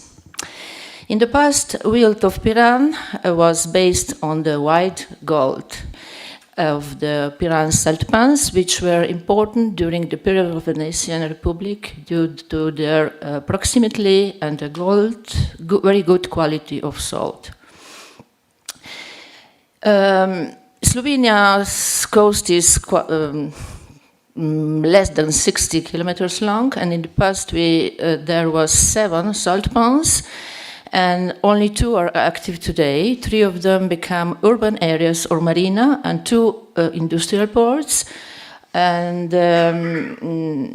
the most important salt pans in the Adriatic Sea, where production is still traditional, are the Secciole salt pans. What is important that salt is extracted by hand, and salt pans are built by man. Often the promotion of those areas is only the values of the peculiarities of the natural world are emphasized instead of the value and the significance and the singularity of the cultural landscape. The salt pan areas are the aquatic cultural landscape between the coast and the sea. Salt pans for centuries was a main source of wealth and riches.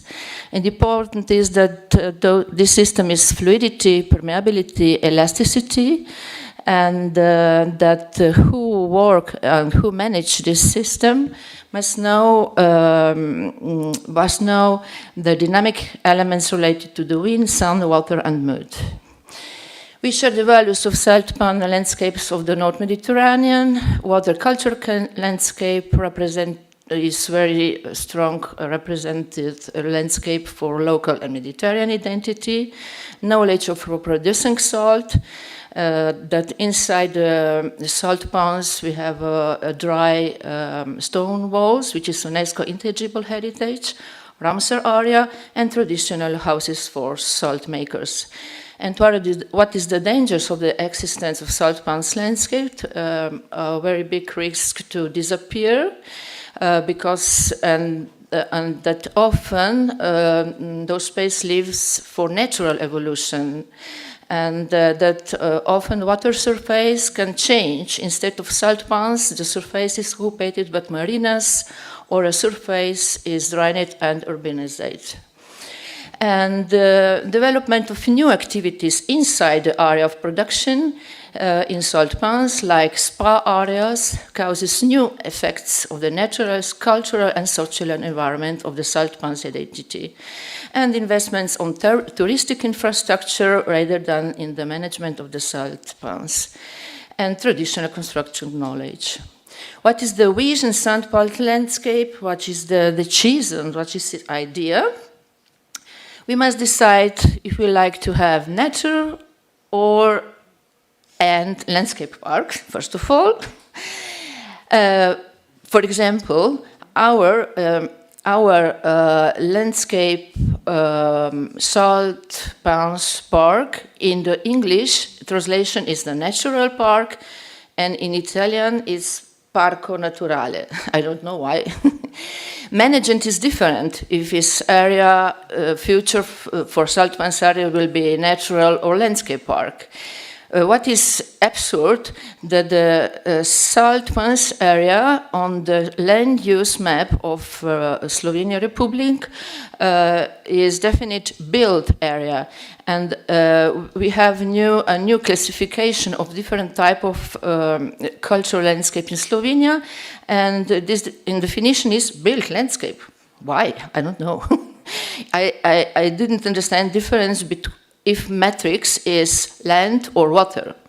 Then we must decide if we use concrete or mud, wood or water. Very nice with the students of landscape architecture workshop inside. This is good. We must know some factors if you want to work or manage those areas about wind, about sea currents, about tides, and so. And then we must understand technical solution for sea level rise and technical solution for high river waters caused by heavy rainfall. Those two water systems are present in the salt pans. And then one very nice new start project is biosocial experience of salt workers with the salt. And other experience may be very similar in France, where you use the traditional way of salt making.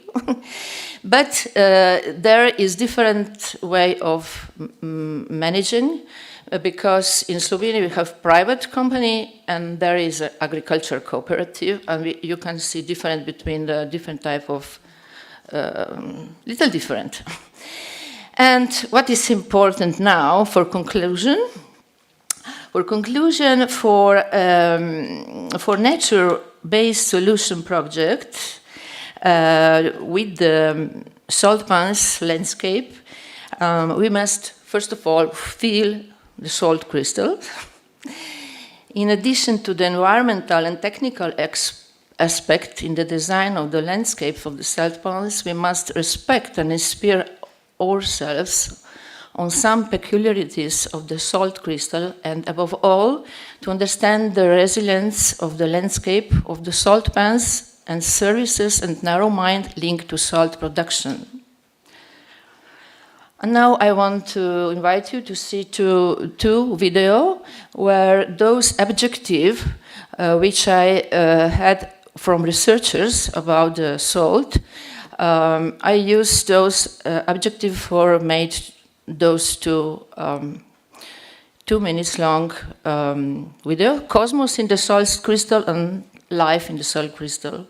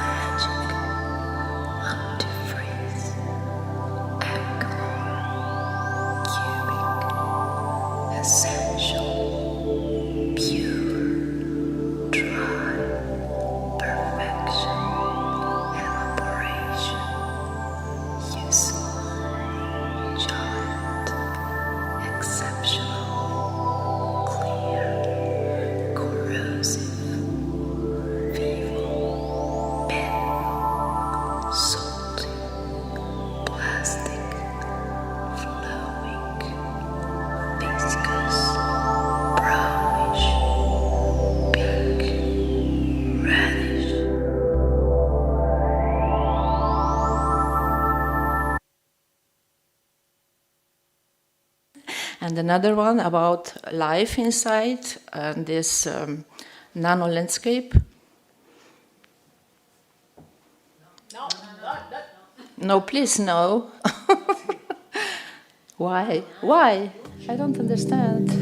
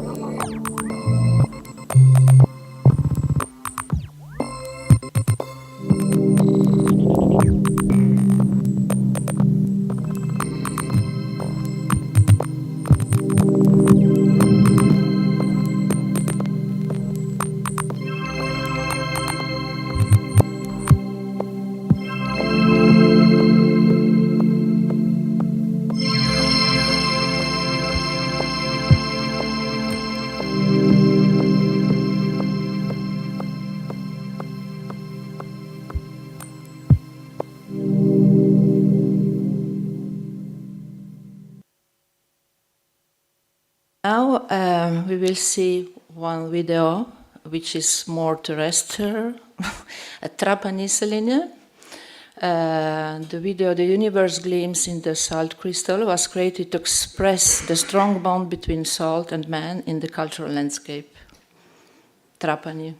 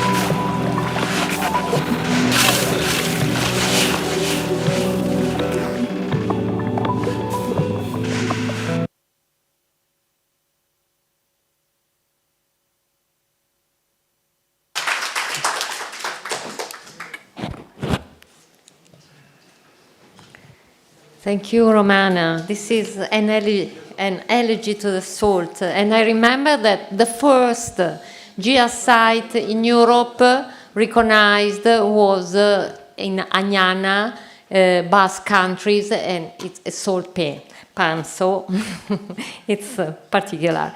Okay, now I invite Lena. Dov'è il tuo cavallierino? Ah, grazie. Please. Lena Attanasio, eccola qua, Attanasiadou, from Fala, Greece. She's both member of the Agricultural Landscape Working Group and MedNet, and she's an horticulturalist and the president of the National Association of Landscape Architects in Greece, and she will speak about this farm of the Aristotle University of Thessaloniki. After the showstopper of the show of Romana, I have to land you because it was very, very interesting. Thank you all for being here. It's late. We switch off the light? I think we're going to fall asleep. I'll be very quick. I want to dedicate this presentation to my professor, actually, Professor Ioannis Alikidis, who was a missionary in Greece, and he spoke about landscape architecture when people didn't know what landscape architecture is, and people actually didn't know what landscape is. And the concept is still very ubiquitous, but still very unknown to Greece in terms of law and policy. So this is us with Professor Ioannis Alikidis and students of his. And this, I have to get back to the students. This is a work done with students in as it says in the LD 104, Planning and Design of Suburban Agriculture and Natural Landscapes. It's a course in the second year of the MLA in Greece. And I have to say that it's very important to put students always in touch with the larger scale of the landscape, where most people feel awkward. And this is a word, awkward, amihania, used by planners and architects in congresses and other engineers. They say we feel awkward when it comes to planning and design of large-scale landscapes, and I was very thrilled to meet actually in person Professor Zala Makhzoumi, who was, her work is a milestone back in the 90s on ecological planning and design of landscapes, because she talked about the larger scale. And it's even more moving because she was an architect talking about ecology, which is something we strive to work with them into, and interdisciplinary, it's very important as an issue. So this is what the students had to do. It's the farm of the Aristotle University of Thessaloniki, and it's dedicated to the students of agriculture for their practice. So this is a big landscape. It's about 2,000 square hectares, 2,000 hectares, and it's on the east. This is Thessaloniki. Thessaloniki is based in northern Greece. It's a concrete city. It's a city minerale, so it's a very concrete city. But at the east, you have this space, which is actually, the space is actually on that color on, which are so many ladies wearing clothes of that color today, this brown color. So it's close to the city, and it's dedicated, as I said, to the education of students of agriculture and research and productivity. The thing is that this farm is actually a productive agricultural landscape, so it's autonomous because it gets money from cultivating the field with barley and corn, sell it to beer factories, so it's there. It was donated, I think, almost 100 years ago by Americans who came. They built up an agricultural station, and then they donated to the university and said this is for the students and for the School of Agriculture. The thing is that this is the farm, and this is Thessaloniki. This is concrete, but here you have all of this rice field cultivation. This is a man-made landscape. They put those barracks here, so they made these rice fields. And these rice fields here produce almost 80% of the rice in Greece, and they have almost 95% of bird species in Greece. So it's a man-made agricultural landscape with a huge ecological interest, and we have Axios River. It's a Balkan river because it comes from Romania and it goes down to Greece. Oryza indica or japonica? What? Oryza indica or japonica? I don't know if it's indica or japonica. I'm way, but it's rice, anyways. So the other river that is very close to the. Yes, I'm also a plant geek, so I say plants with their Latin names. But anyways, so the other thing is that it's also based. There's an Anthemunda river here, so it's like a. It sits on an agricultural landscape with a lot of rivers. All of these rivers, of course, they are under sewage, under pipes, And this is this work was done by an architect student. So I'm very much interested in seeing people, because the MLA, it takes disciplines from architecture, engineering, agronomy, forestry, blah, blah, blah. It's a joint program with the School of Agriculture and the School of Architecture in Greece, in the Aristotle University Thessaloniki. So this was done by an architect. I have to mention, of course, there's another MLA program in Athens. Katerina is professor there, so we have two. But, and Nikos was very keen on seeing all, making visible to us the importance of this landscape as a bird sanctuary. And he did also this. So I'm very much interested in seeing a much more graphic, infographics like this, which sort of encapture in a very light and beautiful way the essence of ecology. And they did all of these maps. I'm going to be very quick. And of course, they recorded the buildings. And of course, we talked about landscape units or landscape typologies, just like in landscape character assessment. So we sort of divided this. And what is unique about this agricultural farm, which is a research ground and educational ground, it is directly linked to the sea.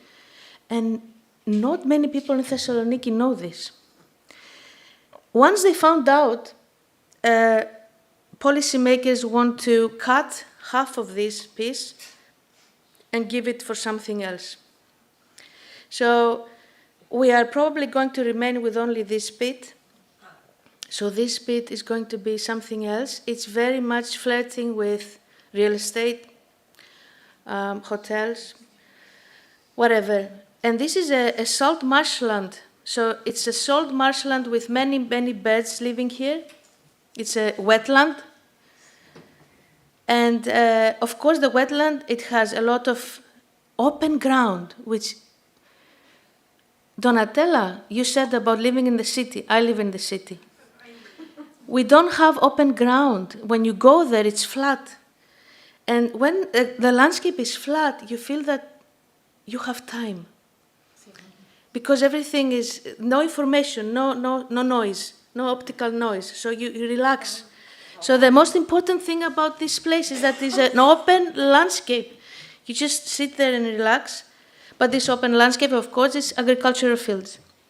And it's adjacent, there is a stream. And you will have community vegetable gardens, 100 pieces for the Thessalonicians to cultivate. And I take students of landscape architecture course and land use planning course, and I show them around all different aspects of the farm. And they have to we have interesting buildings also. And they have to, this is again the wideness and the openness. And this is beautiful.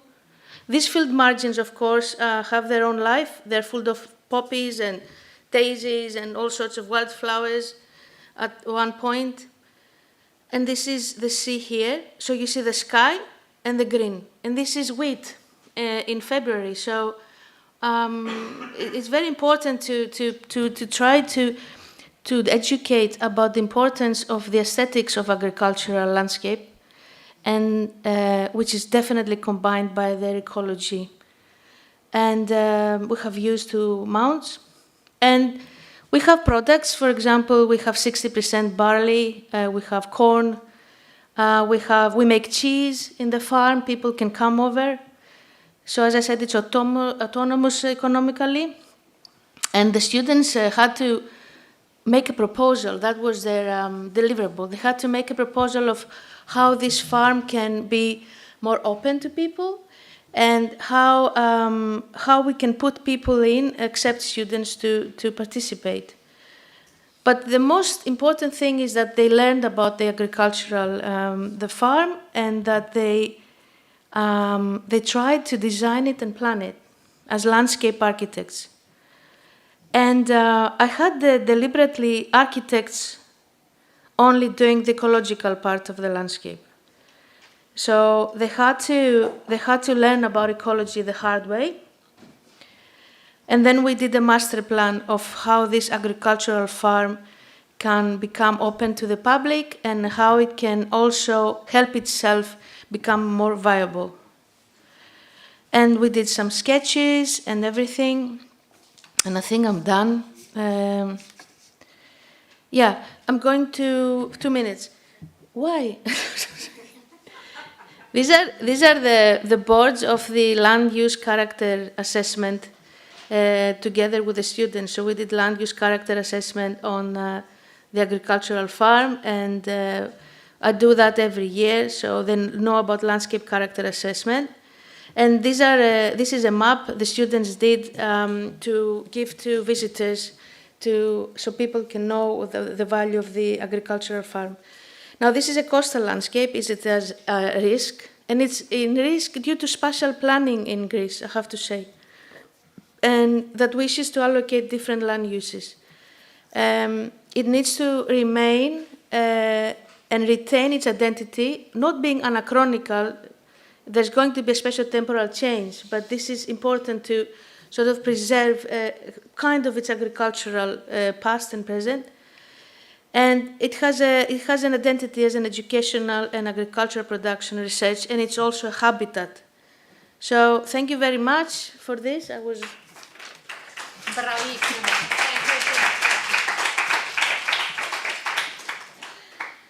Thank you, dear Lena. Sorry, I am not nice, but I have to remember because we have a lot of speakers. Okay, now I invite Tindara Crisafulli. She's an agronomist. She's from Sicily, Italy, and a member of MedNet working group. Okay. You will present a citruscape, but I let you the red carpet, that is better. Thank you, Tindara. Grazie a tutti, grazie a UTA e a tutto il gruppo MedNet, ad IAP e a IFLA Europe. Vi racconto la mia esperienza di vita, di tradizione, di famiglia e di quotidianità. Vado con questo, sì. Sappiamo bene che le origini degli agrumi hanno fatto tante tappe e ho voluto segnare con la P piante, persone e paesaggi, perché queste piante hanno accompagnato la storia dell'uomo. Vengono dall'Asia orientale, in Cina in particolare, e i loro frutti sono chiamati esperidi o pomidoro, e venivano anticamente regalati agli imperatori come tributi agli imperatori cinesi. Più avanti il cammino delle civiltà li portò tra l'Oriente e l'Occidente ad unire sia appunto l'Oriente che l'Occidente, e quindi si pensa anche che le arance abbiano origine dall'incrocio naturale tra un mandarino ancestrale e un pummelo. Il pummelo è il più grande degli agrumi, si pensa che sia proprio l'antenato degli agrumi, Citrus paradisi, è un enorme limone, in realtà proprio si chiama pummelo, può pesare più di quasi 2 chili, e sembrerebbe appunto che l'arancia derivi da lui e dall'incrocio con un mandarino antico. Sì, è una specie, è diventata una specie, e gli agrumi subiscono delle mutazioni spontanee che così danno origine alle diverse varietà di agrumi che noi abbiamo. Dalla Cina approdarono in Sicilia con gli arabi, che conobbero l'arancio amaro e il limone in India, e da lì lo trasportarono prima nella penisola arabica e nel X secolo nell'Africa settentrionale lo portarono anche in Spagna e in Sicilia. Gli arabi ci hanno lasciato davvero tanto, in giro, soprattutto in Sicilia. All'inizio gli agrumi avevano un ruolo decorativo grazie all'abilità dei giardinieri arabi, che hanno lasciato nei nostri campi tuttora i segni delle loro tecniche irrigue. Sono le saie, sono dei canali. In questa immagine centrale si vede appunto questo canale tradizionalmente appunto costruito con dei mattoncini di terracotta, poi più avanti è stato un po' più sigillato con materiali un po' più moderni, ma si cerca dove si può di preservare questa traccia di appunto araba dell'irrigazione dei campi. Nel 1400 i genovesi e i portoghesi diffusero l'arancio dolce in Spagna, in Liguria, in Calabria, in Sicilia, e fino al XVI secolo si coltivavano più le arance bionde, più per scopo ornamentale e religioso. Nel Rinascimento venivano poi usati più appunto per scopi ornamentali, tanto che in Sicilia, a Napoli, in Liguria e anche lungo le rive del Garda, in Toscana e a Roma, le coltivazioni di agrumi erano appunto diffuse in tutta Italia, ma in Sicilia in particolare gli agrumeti vengono chiamati giardini, perché per noi il giardino è bello e utile. Più avanti ne parleremo e vedrete degli esempi, perché mentre il nord Italia, il resto d'Europa con l'industrializzazione appunto aveva per il verde dei ruoli di verde ornamentale con i boulevard, con i parchi, i luoghi pubblici più appunto per diletto, luoghi per diletto, in Sicilia, che era una regione vocata all'agricoltura, il giardino è visto come un'occasione quotidiana di utilità, soprattutto per l'autoalimentazione, ma anche bello, quindi per questo si definisce bello e utile. Nel XVII secolo l'arancia rossa entra nel panorama perché vengono conosciute delle varietà in Italia e inizia in Sicilia una grande produzione, perché si scoprirono le qualità nutrizionali di questa tipologia di arancia. Questo perché le qualità nutrizionali? Perché soprattutto a Catania, la città dove io sono nata, con la presenza del vulcano dell'Etna, c'è un'escursione termica importante tra il giorno e la notte che favorisce la pigmentazione di queste arance e attraverso reazioni biochimiche si producono le antocianine, che sono dei pigmenti che da studi scientifici è stato dimostrato che hanno delle caratteristiche salutari importanti, sono antiradicali liberi, antitumorali, anticancerogeni e quindi c'è molto da fare rispetto appunto alle arance rosse.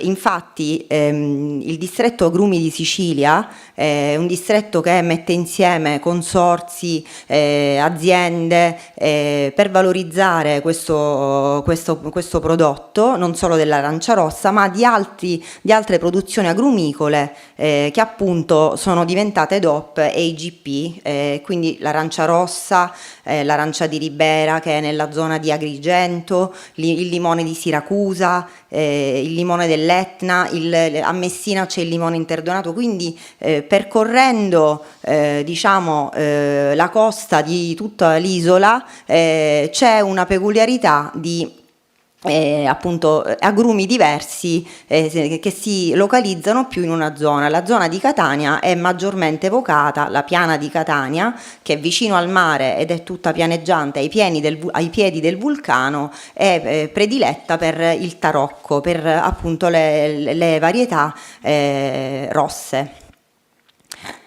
Ho voluto utilizzare le lettere che compongono la parola agrumi per darmi delle parole per me importanti che le contengano, quindi agricoltura, generazioni, radici, uomo, malattie, informazione, perché non si sa, tanti non lo sanno, neanche tanti siciliani conoscono la storia degli agrumi in Sicilia stessa. Non parlo delle origini di cui vi ho accennato inizialmente, da dove arrivano gli agrumi, ma proprio cosa accade in Sicilia attualmente e in passato rispetto proprio alla partenza della produzione degli agrumi dal seme all'albero che poi sta nei campi e costituisce il nostro paesaggio agrario tipico. E citrus come cultura della qualità, ibridazioni, tradizioni, rinnovamento, uomo, strategie per il futuro.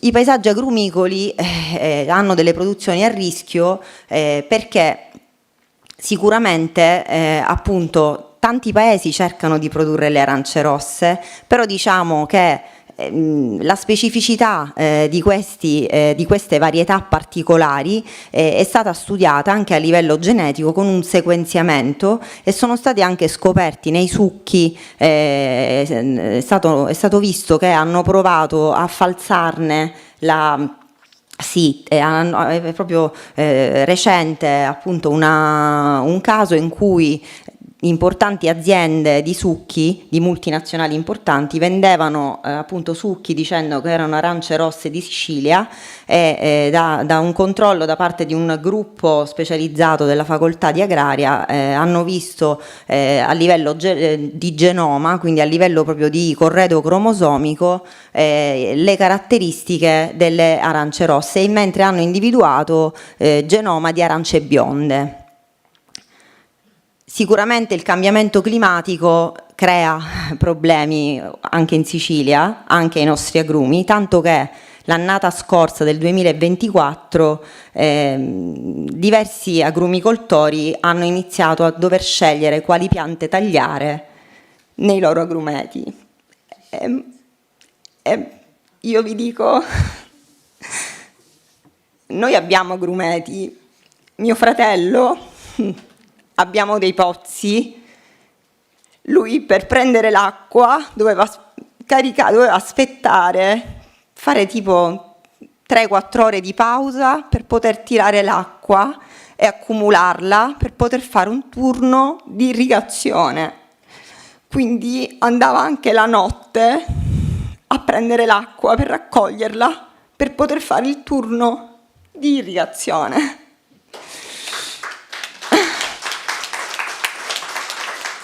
In questo comunque la Regione si sta organizzando per dare dei fondi per supportare le aziende agricole soprattutto che proprio producono i frutti e che, essendo troppo piccola la pezzatura, quindi la dimensione del frutto, non possono essere venduti. Diciamo, noi in vivaio siamo fortunati perché a parte appunto il discorso dei pozzi in una delle aziende, nell'altra azienda abbiamo dei laghi, abbiamo fatto dei laghi artificiali con delle nostre riserve che arrivano dalle baulature del terreno, perché recuperando sempre le acque piovane, quindi anche pensare la progettazione del vivaio implica pensare alle pendenze, pensare ai drenaggi, pensare a non sprecare nessuna goccia d'acqua. E quindi queste sono delle azioni che bisogna fare utilizzando consapevolmente la risorsa idrica. Le aziende sono appunto irrigate con la microirrigazione. Gli arabi ci hanno portato le saie, come vi raccontavo, quindi questi canali che erano tutta una rete di canalette che avevano delle aperture fatte con delle lastre di terracotta che guidavano quest'acqua che si espandeva e allagava il fazzoletto di terra, le piccole porzioni di terra. Poi si chiudeva un settore e si apriva un altro settore per irrigare, però c'era più acqua. In questo caso quindi non si può più fare, si irriga a goccia, e così si fa anche la fertirrigazione. Anche le lavorazioni del terreno sono cambiate, perché è cambiato il portinnesto. Sapete che gli agrumi hanno il portinnesto, che è la parte inferiore ed è la parte forte della pianta, è quella che con le sue radici, con le sue caratteristiche resiste a determinate malattie o ha una vigoria particolare che fa crescere più velocemente la pianta e quindi porta prima i frutti. E poi c'è il nesto, cioè la parte superiore, che è quella che si innesta per portare la varietà scelta, se è di arancia bionda, se è di arancia rossa, quando si deve avere il frutto, perché il cliente sceglie quando vuole avere il suo prodotto, per poi avere magari diverse varietà da poter distribuire in più mesi durante la stagione della produzione agrumicola.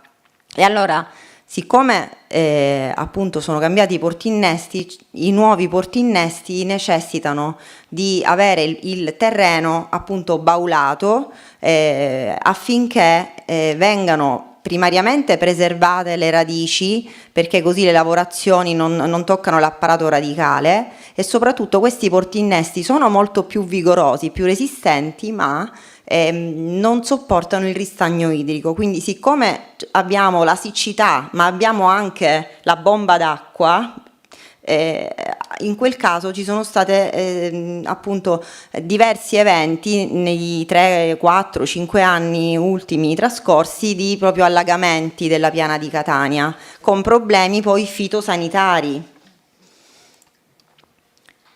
Quindi il monitoraggio dei parassiti, appunto dicevo, il cambiamento dei portinnesti, proprio perché ci sono delle malattie importanti che hanno rischiato di farci perdere gli agrumi. A quel punto io vi porto adesso 2 esempi di progetti in cui mi sono ritrovata come progettista dentro vivai di agrumi. Qua siamo in provincia di Messina.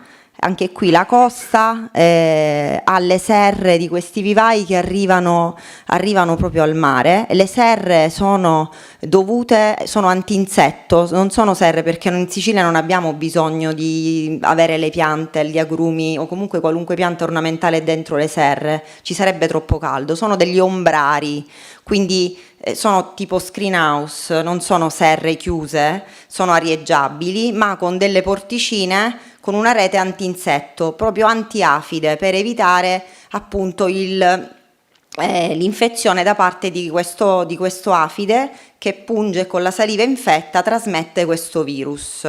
In questo caso il vivaio che produce agrumi ornamentali ha chiesto di fare un giardino di contaminazione, perché loro appunto nella loro azienda producono gli agrumi ornamentali, che sono i bonsai, piccoli alberelli che poi vanno in tutta Europa e anche oltre l'Europa. In quel caso loro volevano, all'interno dell'azienda hanno tolto delle zone a cemento, abbiamo decementificato e creato una sorta di show garden in cui c'erano sia agrumi che un giardino mediterraneo, dove non, appunto, tolto tutto il cemento, non abbiamo rimesso cemento, se non solo intorno alla piscina. Per il resto è stato tutto concepito con appunto pavimentazioni drenanti, verde da xeriscaping, quindi resistente alla salsedine, al caldo, al pieno sole, al vento, e appunto con le forme, perché loro lo utilizzano per ospitare clienti e anche come struttura ricettiva. Quindi l'azienda agricola vicino al mare, che non è solo luogo di lavoro per l'agricoltura, ma anche ha questa ulteriore opzione di un servizio in più ed è anche un introito in più. Scorro. E questo è Terre Bianche, che appunto è il mio luogo quotidiano. Siamo qui alla Piana di Catania e qui vediamo l'agrume industriale. Industriale non significa industriale nel senso che è prodotto in numeri, perché va nelle colture intensive. Io penso che mio papà, anche se non ha studiato paesaggio, ma era un contadino, per me lui, avendo proprio fatto mettere a dimora milioni e milioni di agrumi, è un paesaggista, comunque ha contribuito assolutamente al paesaggio, e quindi anche qui appunto alle serre, dove appunto ci sono appunto sia gli alberi prodotti sotto protezione e altri in pienaria, tutti appunto, se vedete, tutti con microirrigazione. Qui vi faccio vedere l'innesto, che è la fase in cui appunto si unisce il forte del portinnesto con la parte delle marze, che sono delle porzioni di pianta che vengono innestate al portinnesto, e a quel punto si ottiene la varietà richiesta nello specifico. E anche qui c'è un giardino. E qui finisco. Anche qui c'è un giardino dove appunto vengono delegazioni, scuole a conoscere la realtà dell'azienda agricola, appunto dove si producono gli agrumi, ma si parte a spiegare ai bambini sin dall'inizio, dal seme all'albero, perché loro spesso non ne hanno idea, ma né loro neanche le insegnanti, quindi dobbiamo partire appunto dai piccoli per conoscere, perché senza la conoscenza non possiamo partire. E quindi concludo dicendo che abbiamo bisogno di una dimensione culturale che dia consapevolezza del ruolo del paesaggio agrumicolo, questo paesaggio tipico che è una risorsa che attraverso il progetto di paesaggio produce benessere ambientale e umano.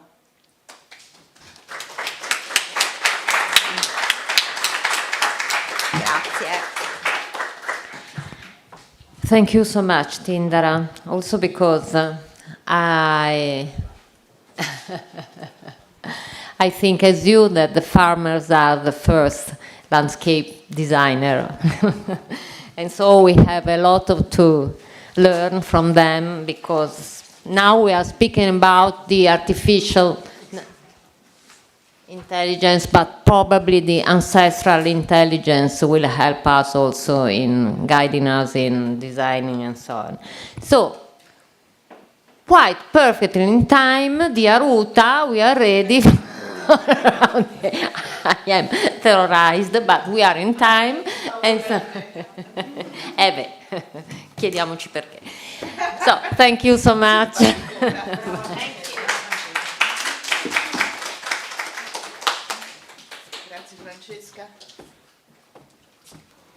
Please, the participants of the round table to come to this long table and take a seat. Manuel will be managing the discussion. He sent 2 questions to everybody. You want to read the questions, and the idea is that we have 1 round per question. Is that right? And then we go to the next question. Yes, I want to make... I leave it to you, because before I say something stupid. You introduce the participant? No?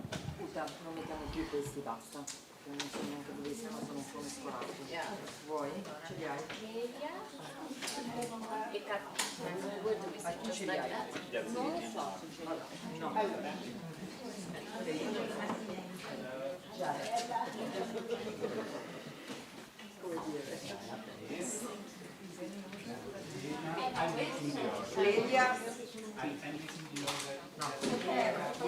Yara? Yes. Yara? Allora, Clelia, I don't know. Del Ministero? Sì, forse non abbiamo. Io sono Clelia. Clelia? Ok. Caterina?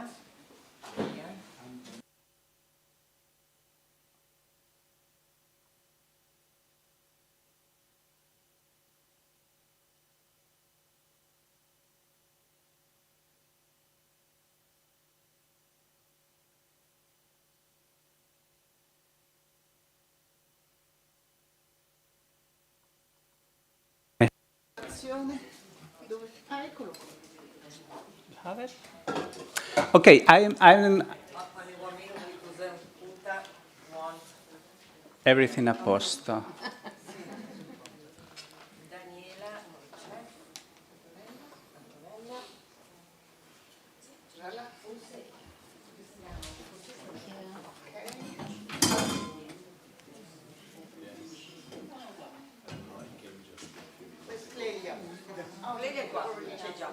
Okay, so everybody is served. Manuel. Okay. Tutti metti lì al tavolo, no? Ok. Lei in vacanza.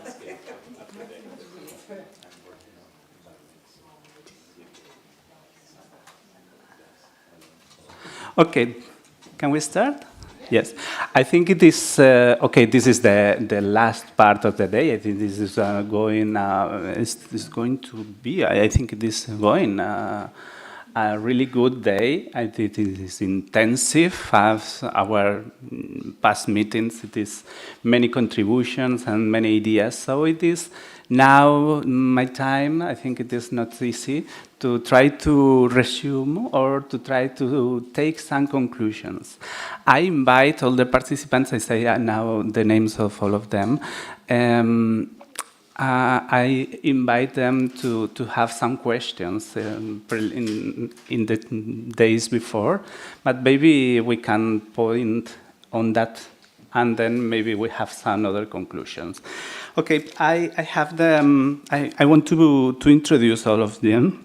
So if you are being here for the day, you really know Jala Maksumi, President. She is okay, all the persons who are here are many things, but they are now here because she is the president of IFLA Middle East. Then we have Katerina Golodziescu, so you are now the president of IFLA Europe, so it is your role now. So thank you. Angiolo Martinelli, you came, I don't know if your exact role, but I think you came from the Ministry of Environment and Energy Security. So this is your role today. So Clelia Puzzo, you know this is, you are the representative of GIA's program and FAO. Then we have Antonella Valentini, who is the chief editor of Arquitectural del Paesaggio. We see you this morning, okay. And we have Cristiano Casafina, who is a landscape architect, and he's well, your role for you, my role for you is like the landscape architect. Libero professionista che si interessa di paesaggio costiero. Perfetto. Allora, siamo tutti. Okay. I think the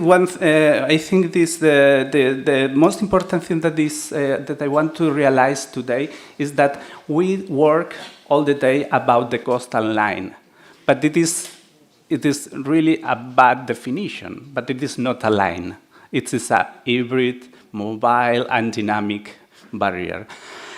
Then we have shown today that the Mediterranean can continue having exchanges of knowledge, plants, people, even problems. So maybe we are exchanging something. It was really beautiful when Margarida showed his presentation in Portugal. She made a table of the climate, of the definition of the coastal of the Mediterranean. And I saw many of the participants saying, saying yes. So it's maybe the objective of this meeting. So we are working on more or less the same conditions. So it is nice to have you all here because they are administrative, political, okay, a global administration, they are global administration, but they are professionistic administration. Then we have publicity or divulgation in person and the personal activity, not the professional activity. So my first question for you was, if we want to make the coastal of the Mediterranean in a better way, more resilient, more with a less impact of the climate change, who is the key person, who is the key agent that we have to arrive? So I start with you, Jala, please. Okay.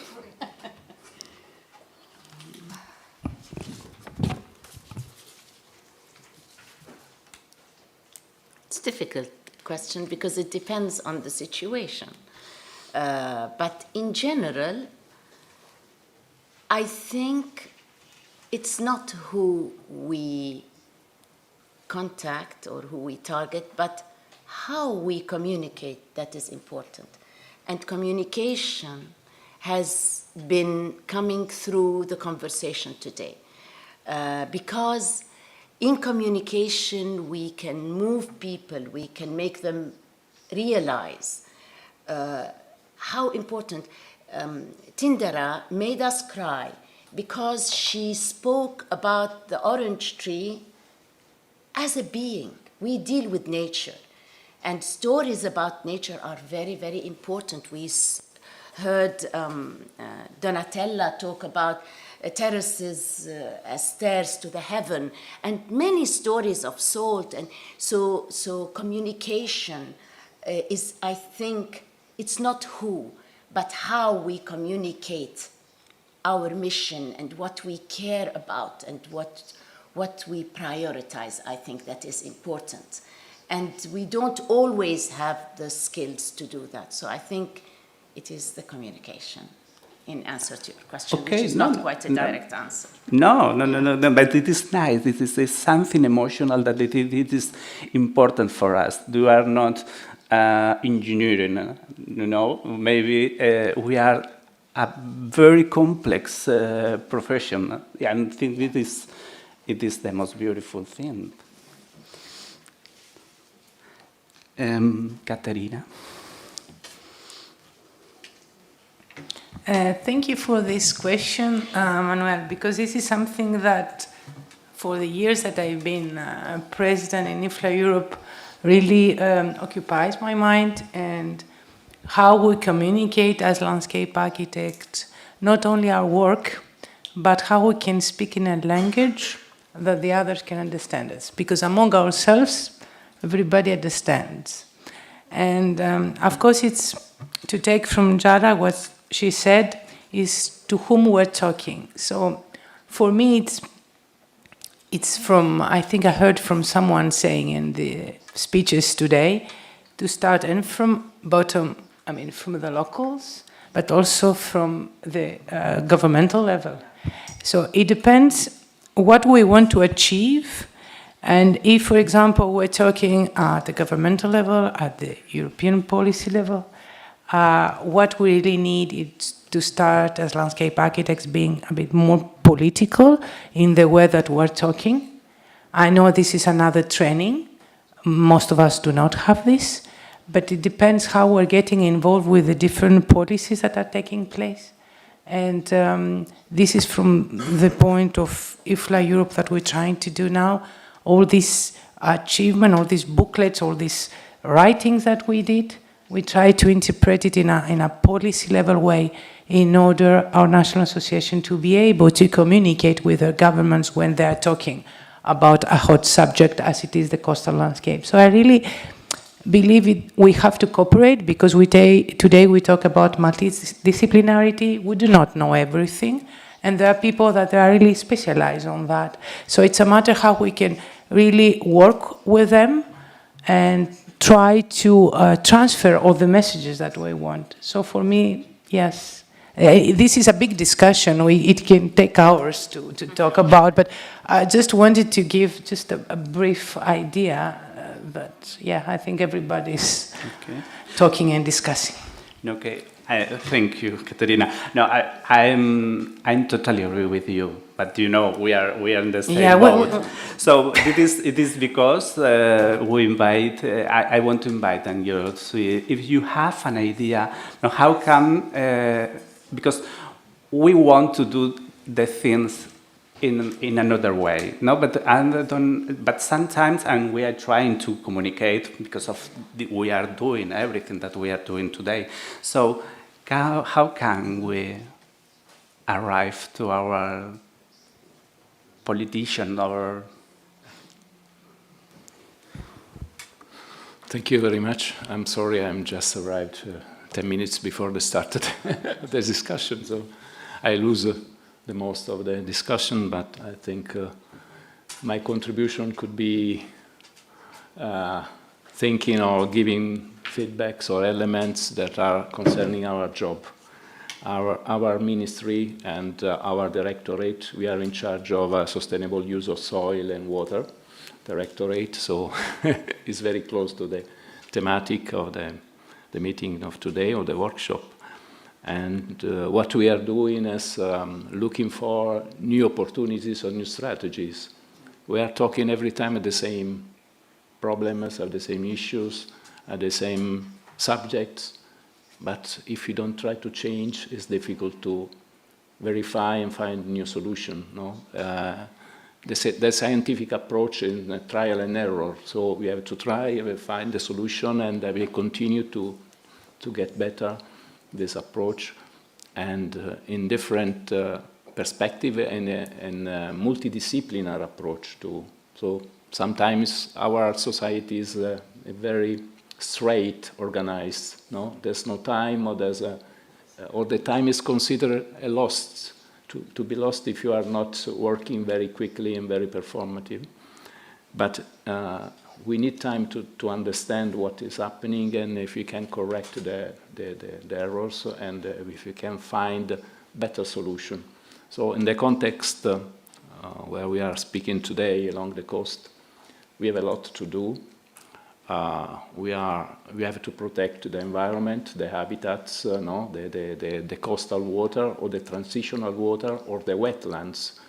Our coasts everywhere, except where there are rocky zones. There's a lot of wet areas, and these areas are very important by landscape point of view, but also by ecological, also by health approach, because they are protecting us from different damages.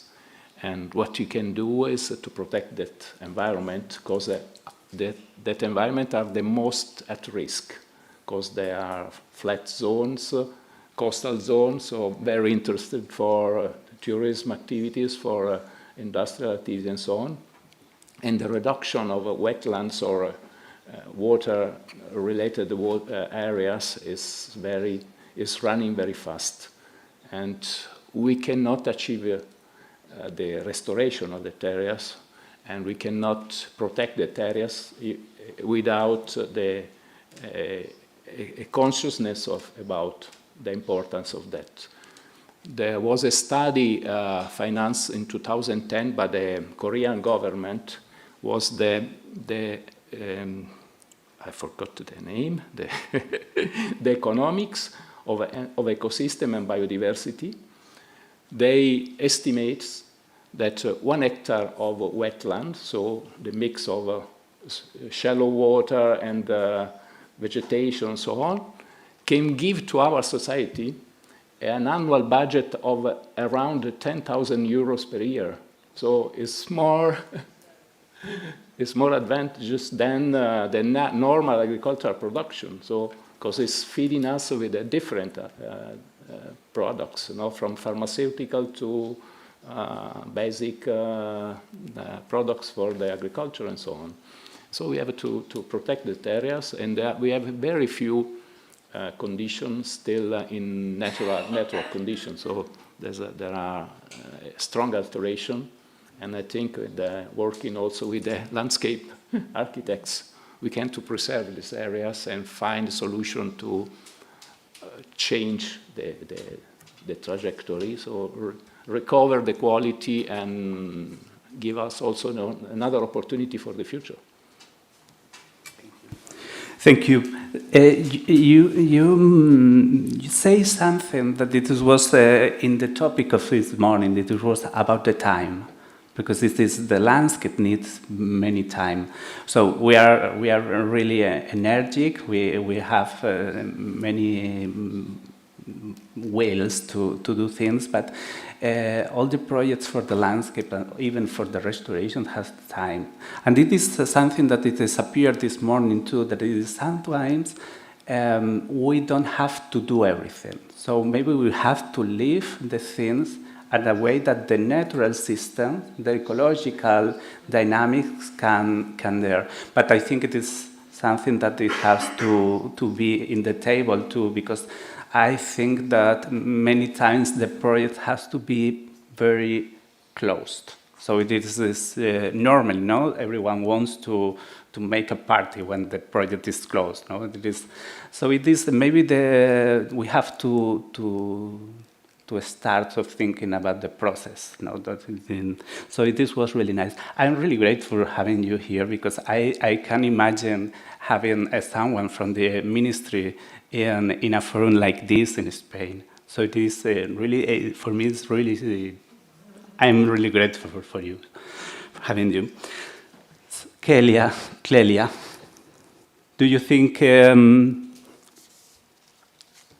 where do you, as a representative of FAO, where do you have to put the eyes on?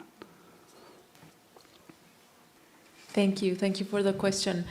It's not an easy question, and there is no one recipe for every landscape, or even in FAO we see the whole world, not just the Mediterranean, and we see that the challenges are similar independently from the geographical location. Traditional systems and fragile systems, such as coastal systems, have the same challenges that we heard today from Sicily. We can find the same in Africa and Latin America.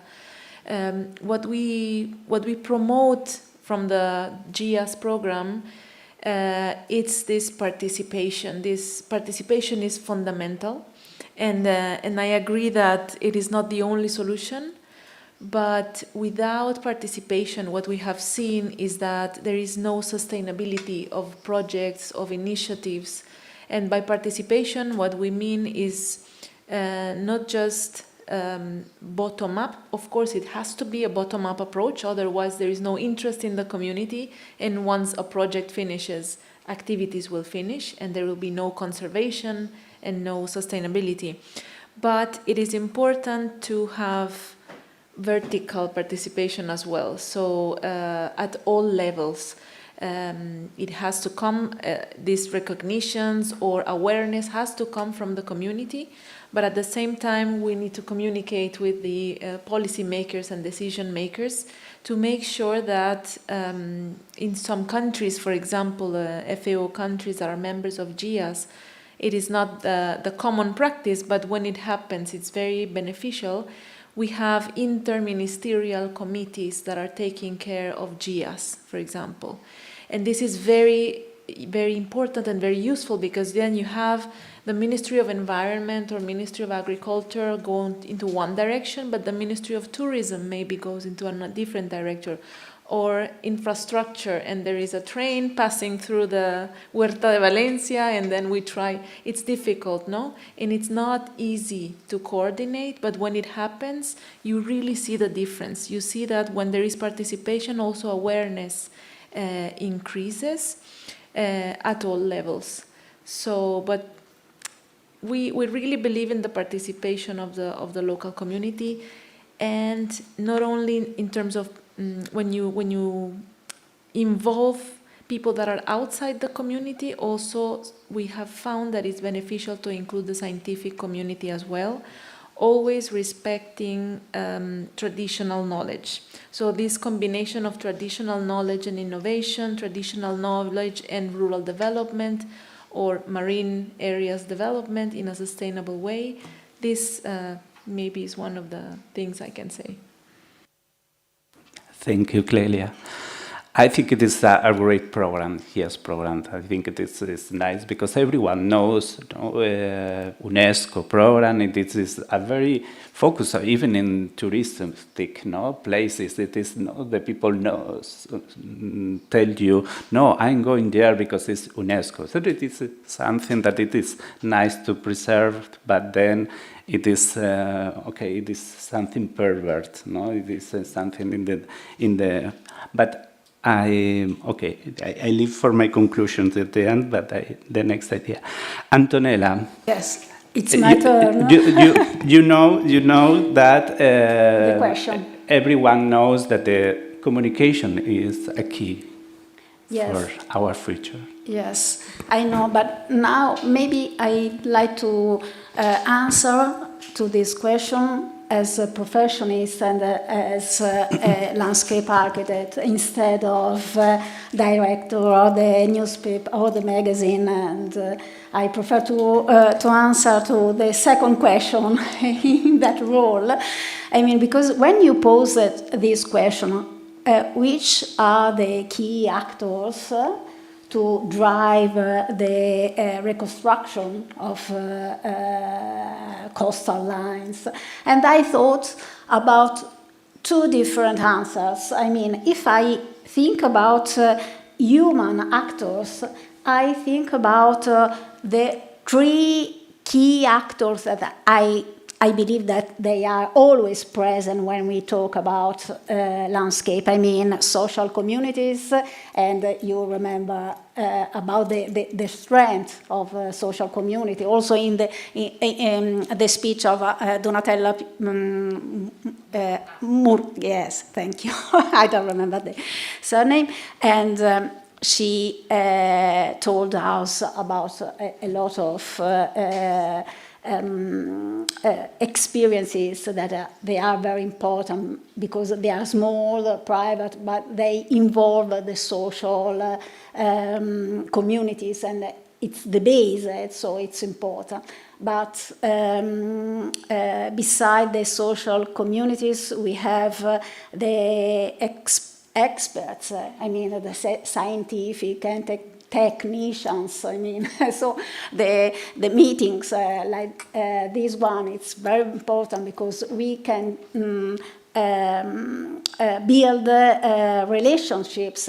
This morning when I was talking about the magazine, I was saying that the magazine is a platform to build relationships, and this is very, very important. So the magazine, like the events like these, they are important. And the third element is the politicians and who decide, who plan really manage the territories. So I thought about those three elements, but while I was thinking how to answer to this question, I thought also about other non-human elements. I mean, something like strength or principles to guide this reconstruction. And so, first of all, I thought about dynamicity. You began talking about the coastal line is not a line. So in the coast there isn't a line. So it's an area, and the dynamicity of the coastal landscapes is something very important. So this could guide the reconstruction of projects that could be flexible, I mean, and so they also change, and to change the movement of the landscapes. And the second element, I thought it was the relationship between the sea and the land, and also this theme was underlined this morning because we have to think about this area in like a system that takes together seascapes and landscapes. And this is very important also because, for instance, I think that here in Italy we have some problems also because we don't have a proper word for seascape. So sometimes we think that the sea is not a landscape. So I don't know if I answered your question, but it's quite complicated. No, it is nice that in this you introduce many topics that we have to start tomorrow a new congress, I think. No, it is nice. It is nice, and I think it is important that we know, and maybe we don't communicate as well the dynamic of the nature. I think this is, but it is very difficult. We make sometimes, I mean, we have seen today many diagrams, so really nice, but it is really difficult to show there. It is more easy to make a plan, to make a project with a good imagine of the final resolution of the project. I think it is easy to communicate, but all the process and the dynamic is really difficult, but it is something that we have in mind and we have to continue in mind. Cristiano. Allora, intanto volevo dirvi che brevemente io 25 anni fa mi sono spostato da Roma verso il mare, quindi abito da 25 anni a Pomezia, quindi la località è Tor Vaianica, e in questi ultimi 3 anni ho fatto un progetto legato alle dune costiere, quindi il mio percorso è stato prima di volontariato e poi come architetto mi sono poi piano piano approfondito l'argomento. Io direi, quando ho iniziato questo progetto, ho proposto questa idea, quindi uscendo dall'associazione proposi un progetto che si chiama Habemus Dune. Questo nome poi ha dato il nome al progetto che è stato finanziato dalla Regione e che stiamo portando avanti a 3 anni sui 9 chilometri di costa, quindi stiamo cercando di salvaguardare la prima fascia della duna.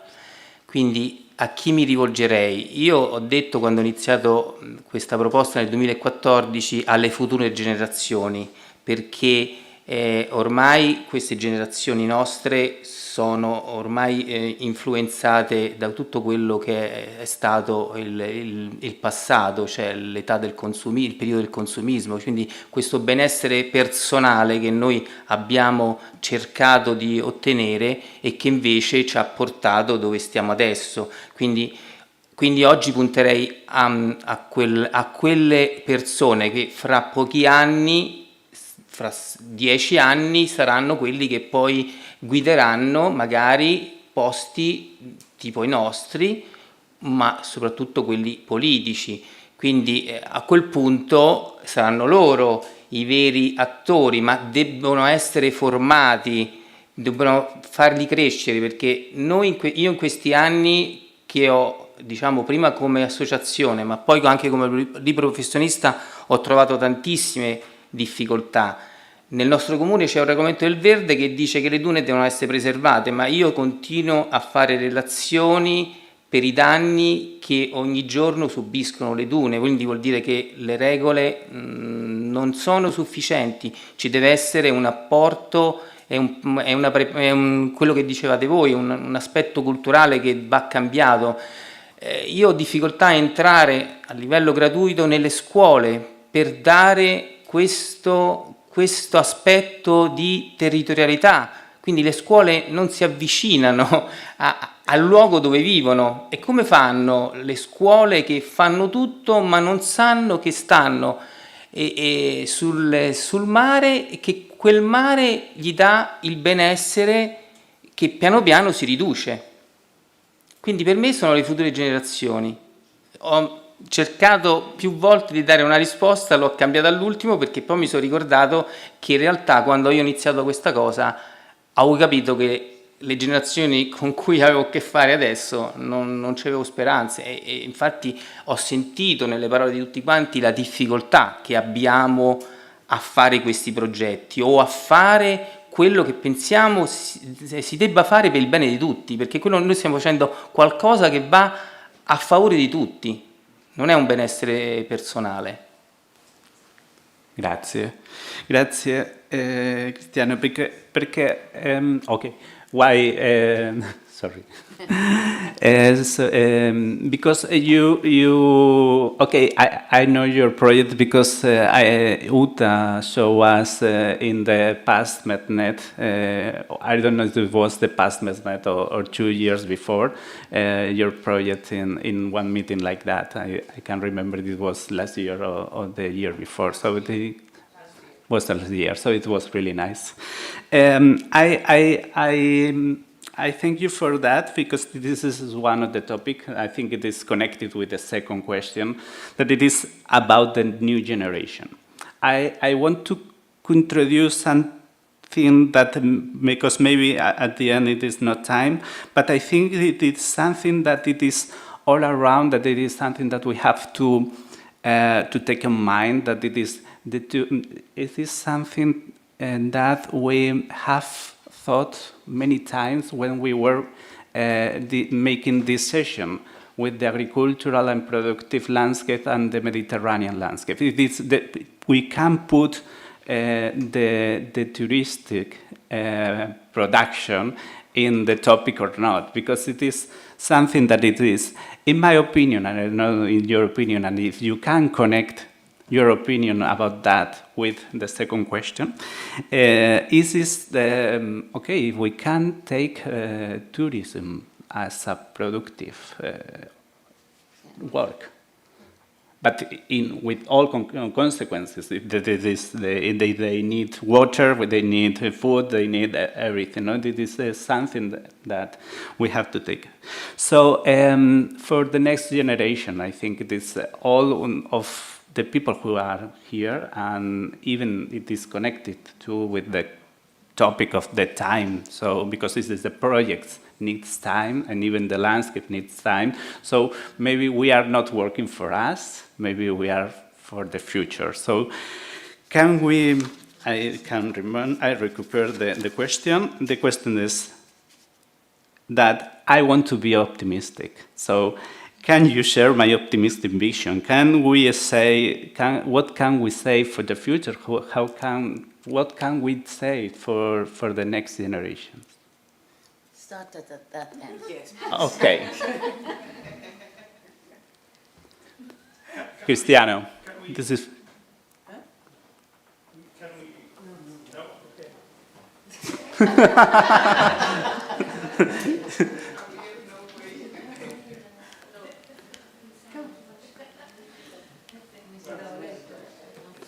Cristiano, please. Ok. Allora io risponderei, se dovessi parlare appunto ai giovani, insomma, alle future generazioni, con una frase: volli, sempre volli, fortissimamente volli, perché poi è stato questo quello che io ho fatto in questi anni. Quindi bisogna essere sempre speranzosi e guardare il futuro, perché è l'unico modo per essere felici poi alla fine, perché quello che ho fatto mi ha reso felice.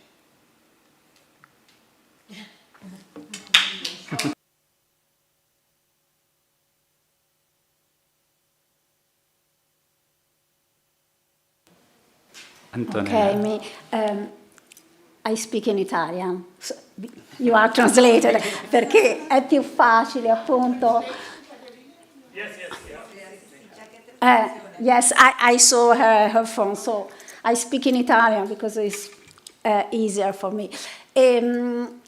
La visione appunto ottimistica, assolutamente sì, la condivido, perché comunque è necessaria come diciamo spinta vitale in questo momento che ci contraddistingue anche da delle problematiche forti, a partire dal cambiamento climatico che appunto incide su tutti i paesaggi, non solamente sui paesaggi costieri.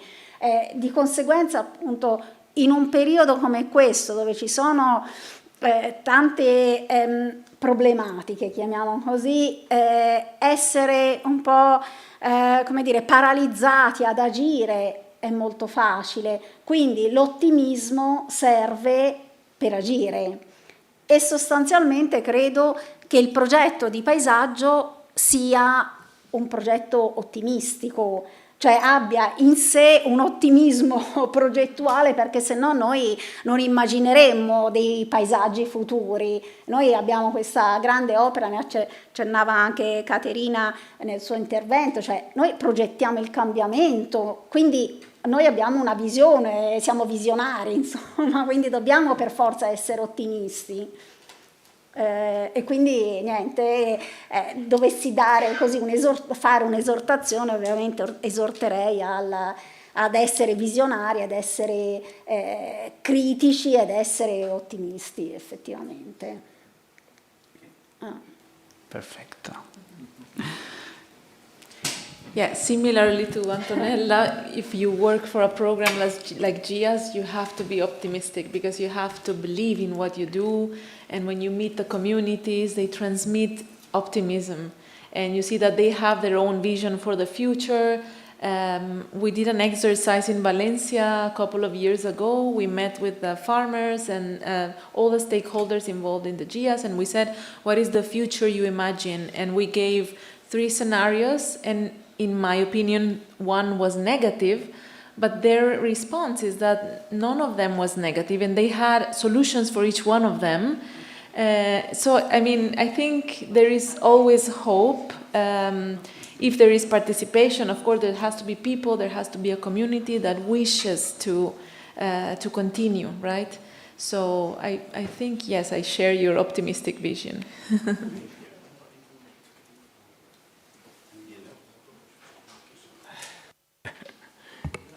So,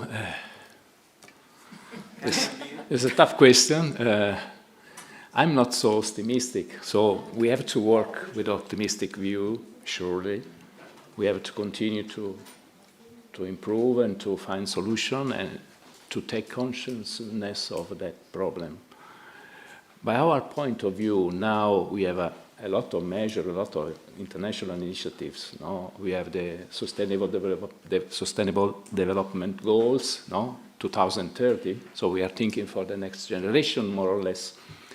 We have a climate neutrality at 2050, but we are very far from the target. So how we can deal with that vision, no? Hoping for the next generation or for our son to live in a better world and to avoid the big damages we can have in the future. We are just coming out from the COVID period, and we are thinking everything is past, but it's not so. We have a huge damages in the environment due to pollution, due to microplastic. We are spreading microplastic everywhere, and this will affect us for a long time. It's not today we stop producing or emitting plastic in the environment and we are alive. No. We send a huge quantity of plastic in the environment, and remove it is quite impossible. So we have to change behavior now. We have to work with the young guys now to convince them to change behavior, and we have to change behavior now, right now, directly, because otherwise there's no future. I have some elements. We are working with the Ministry of Health about antimicrobial resistance. Antimicrobial resistance is seems a general topic. In reality, is a very strong topic, because if we are spreading in the environment resistant bacteria, for human community, there will be no future. You know, we have no antibiotic, we have no any more media or pharmaceutical product that will help us. And we are doing this every day because we are overusing medical products. We are using the same pharmaceutical products for animal husbandry, or we are using biocide everywhere. We are affected now by PFAS. I don't know if you heard about PFAS, polyphenol. There's a huge contamination, and we are finding that contamination everywhere. And we don't know how much will affect us in the future. So the damage is not today, it's the next generation. In 20, 30 years, we will be affected very strongly. So hoping to have a better future for our sons, we need to find the solution now. We cannot give them the responsibility to find that solution. So you are not so optimistic. But okay, but it is not blocked. No, if the way to work is to arrive to the topic and take it in care. So it is nice. It is no. We are so many optimistic. Maybe the 80%. We don't know where they finish, but I think it is nice. So it is nice. It is the correct way to know what in what situation we are. So it is nice. I want to introduce to you to the last that it is something that Cristiano introduced and the initial of this second question. It is about the scholars, no? Because we know. For our association, Middle East and INFLE Europe, we usually work on universities because of the programs of the University of Landscape Architecture. But I don't know if you can say something, if you think that we have to arrive to the schools. Okay, he left us the last in order to talk a lot, I think. Okay, and to comment, because I heard really so inspiring ideas. And first of all, by nature, I'm optimistic. Okay, otherwise I haven't been here. And I believe all of us here that we're participating today, we're optimistic. I know I really share all these concerns, and I know the targets that the European Commission has put it in different levels are difficult to achieve. But for me, before coming to the scholars, I wanted to carry on just to say something. For me, it was very positive, the regulation that came with nature restoration law. And why it's positive? Because when we're talking about the young generations, I'm always thinking of the young landscape architects, from students to young professionals. And I see here that there is a small gap, if you can say, that they can be really show what landscape architects can do apart from park and gardens in general. And with this law, when they're asking about to compose nature restoration plans and to really care about and compose plan about the restoration of nature, which is exactly the topics that we're talking today, I believe that landscape architects have a lot to show and get involved. So I see optimism from the young professional points of view. For the young generation, yes, I see, I mean, we're humankind, we have to be optimistic, okay? So I really believe that when I was a child, there were not so many environmental awareness programs as it is now. Neither for landscape. So I believe we do steps, probably quite slow, not as fast as it should be in order to achieve all these goals, but we're moving forward, and there are potentials. Regarding the education, yes, what we're saying is that at the school level, meaning university level, the curriculum should be adapted to the climate crisis and the challenges, and all the classes and courses should be focused on this aspect too, more profoundly, if you can say, in order the young people to be more well educated on the topic, because the era is changing and the challenges are different. So, sorry, but should be adjustment on that. So I think I stop here. Zara has more to say. Thank you. Okay. Yeah, nice to be lost. There are two aspects. The positive thing is that the young generation, as Katarina was saying, are much more aware of the environment. I know my grandchildren of 6 and 7 go out every week with this thing and the bin bag to collect bin from the park and public areas. And who would have thought somebody would do something like this? So there is a lot of awareness of environment. What is missing is the landscape. Why? Because even though landscape and environment are our surroundings, landscape has a cultural component. Landscape is part nature, part culture. The culture is missing. The culture of those stories that we spoke of are not there. Also, landscape does something else, which is again missing from the education. When we talk about climate change and global warming. It's not climate change that's the problem. The problem is that we are compartmentalizing our life. We look at factories, they produce food. We don't see how the factory affects something else.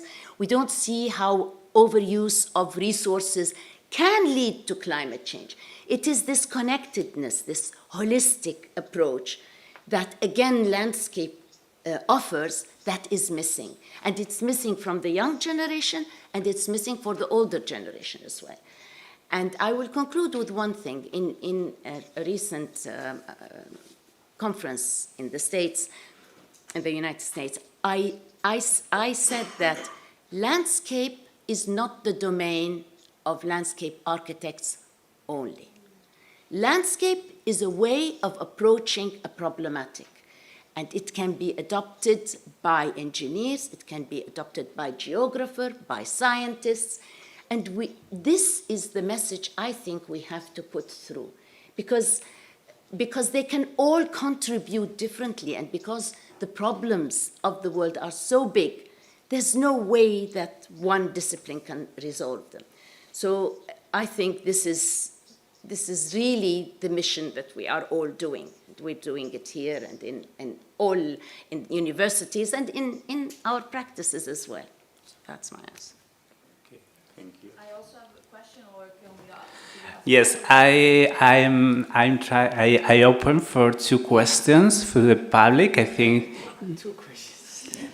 the 2 questions that it was 3. Okay, 3, just 3. Is the lady first? The lady. Oh, he will die if the lady goes first. You go first. Okay, I go first. I'm not very optimistic, and I have a question. Like, I mean, I'm just asking. Like, I wonder why I don't see any projects. Like, of architects or landscape architects or of environmental researchers or whatever, where we really address the problems. Like, why don't we have projects where we see how we can deal with like more heat, how we deal with, I don't know, this and that plant doesn't grow anymore. Like, what is the solution for this? Because I think the only thing that we see is like just like symptom removing, like picking up plastic, whatever. I mean, that's important. That's important, obviously, but I don't see any future. Like, my generation, many of them don't want to have children because they don't see any future. So yeah, I don't know.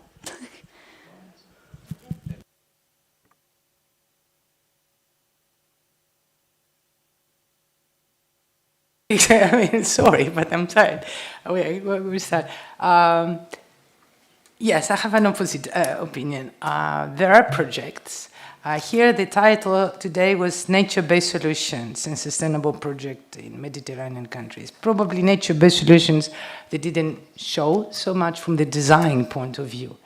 But there are really a lot of projects in Europe that through the design, they try to improve our landscape and our environment. I believe you know about that. So there is not how really to, from the beginning, the analysis or the management, but it's really on the design and the planning. And they're really an implemented one. And I really urge you to see our website, where there are really many, many projects. If I answer on this. If you wanted to say something else, probably. That's true. Like, but in my point of view, it doesn't specifically address like, okay, what could be the exact. I mean, sure, yeah, the problem is always to have food, to have water, to have all of this, but the problems we will have when, like, for example, the climate changes. Those problems, or when we have like many refugees who flee because the climate's changing. Stuff like this, I think. And also, I thought, because it's called From Protection to Production, it would be more about like maybe how we implement like renewable energy, or because it's a difficult topic, because it also destroys agriculture, blah blah blah. And yeah, I don't have a solution, and I don't say, where's the solution? I want a solution, but we should maybe work on it. That's what I'm saying.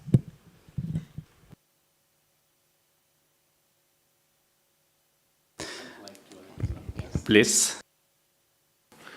Just to add some positive elements, not only negative, but no. I think we can have a solution, and we can work on solutions, and the solutions are integrated solutions. When I'm speaking of climate change, we are thinking about mitigation, reducing the emission, but we have adaptation to do. And concerning landscape and concerning environment, we have to work hardly on adaptation measure. So we can combine different approaches to protect the environment, to protect habitat, to protect natural species, to protect landscape, and reducing the impact, surely, because we are over exploiting our resources. We are destroying a lot, but we can do, and we can change behavior. We can reduce, reuse, the 5R, recycle, and so on. If we don't do this, we cannot go on. But there is a lot of measures we can act, and we can combine. When I came here before, in the afternoon, I thought about what was the topics I could explain. And one we have recently on our business plan is to work with the reuse of wastewater. So now we are working in a recycling wastewater, so in circular economy way, reducing the impact, avoiding the dispersion of pollutants, reusing water with the fertilizer inside, with nutrients inside. So if we can eliminate the pollution, we can reuse water. And for example, in Italy, we have 4 billion cubic meter per year of the wastewater we can reuse. So we can have a lot of projects that can use that water for agriculture and from landscape and from protect wetlands, to recover different environment. And this is a good idea. We have to convince and to oblige all the companies, all the subjects to do it. And our behavior is also important because the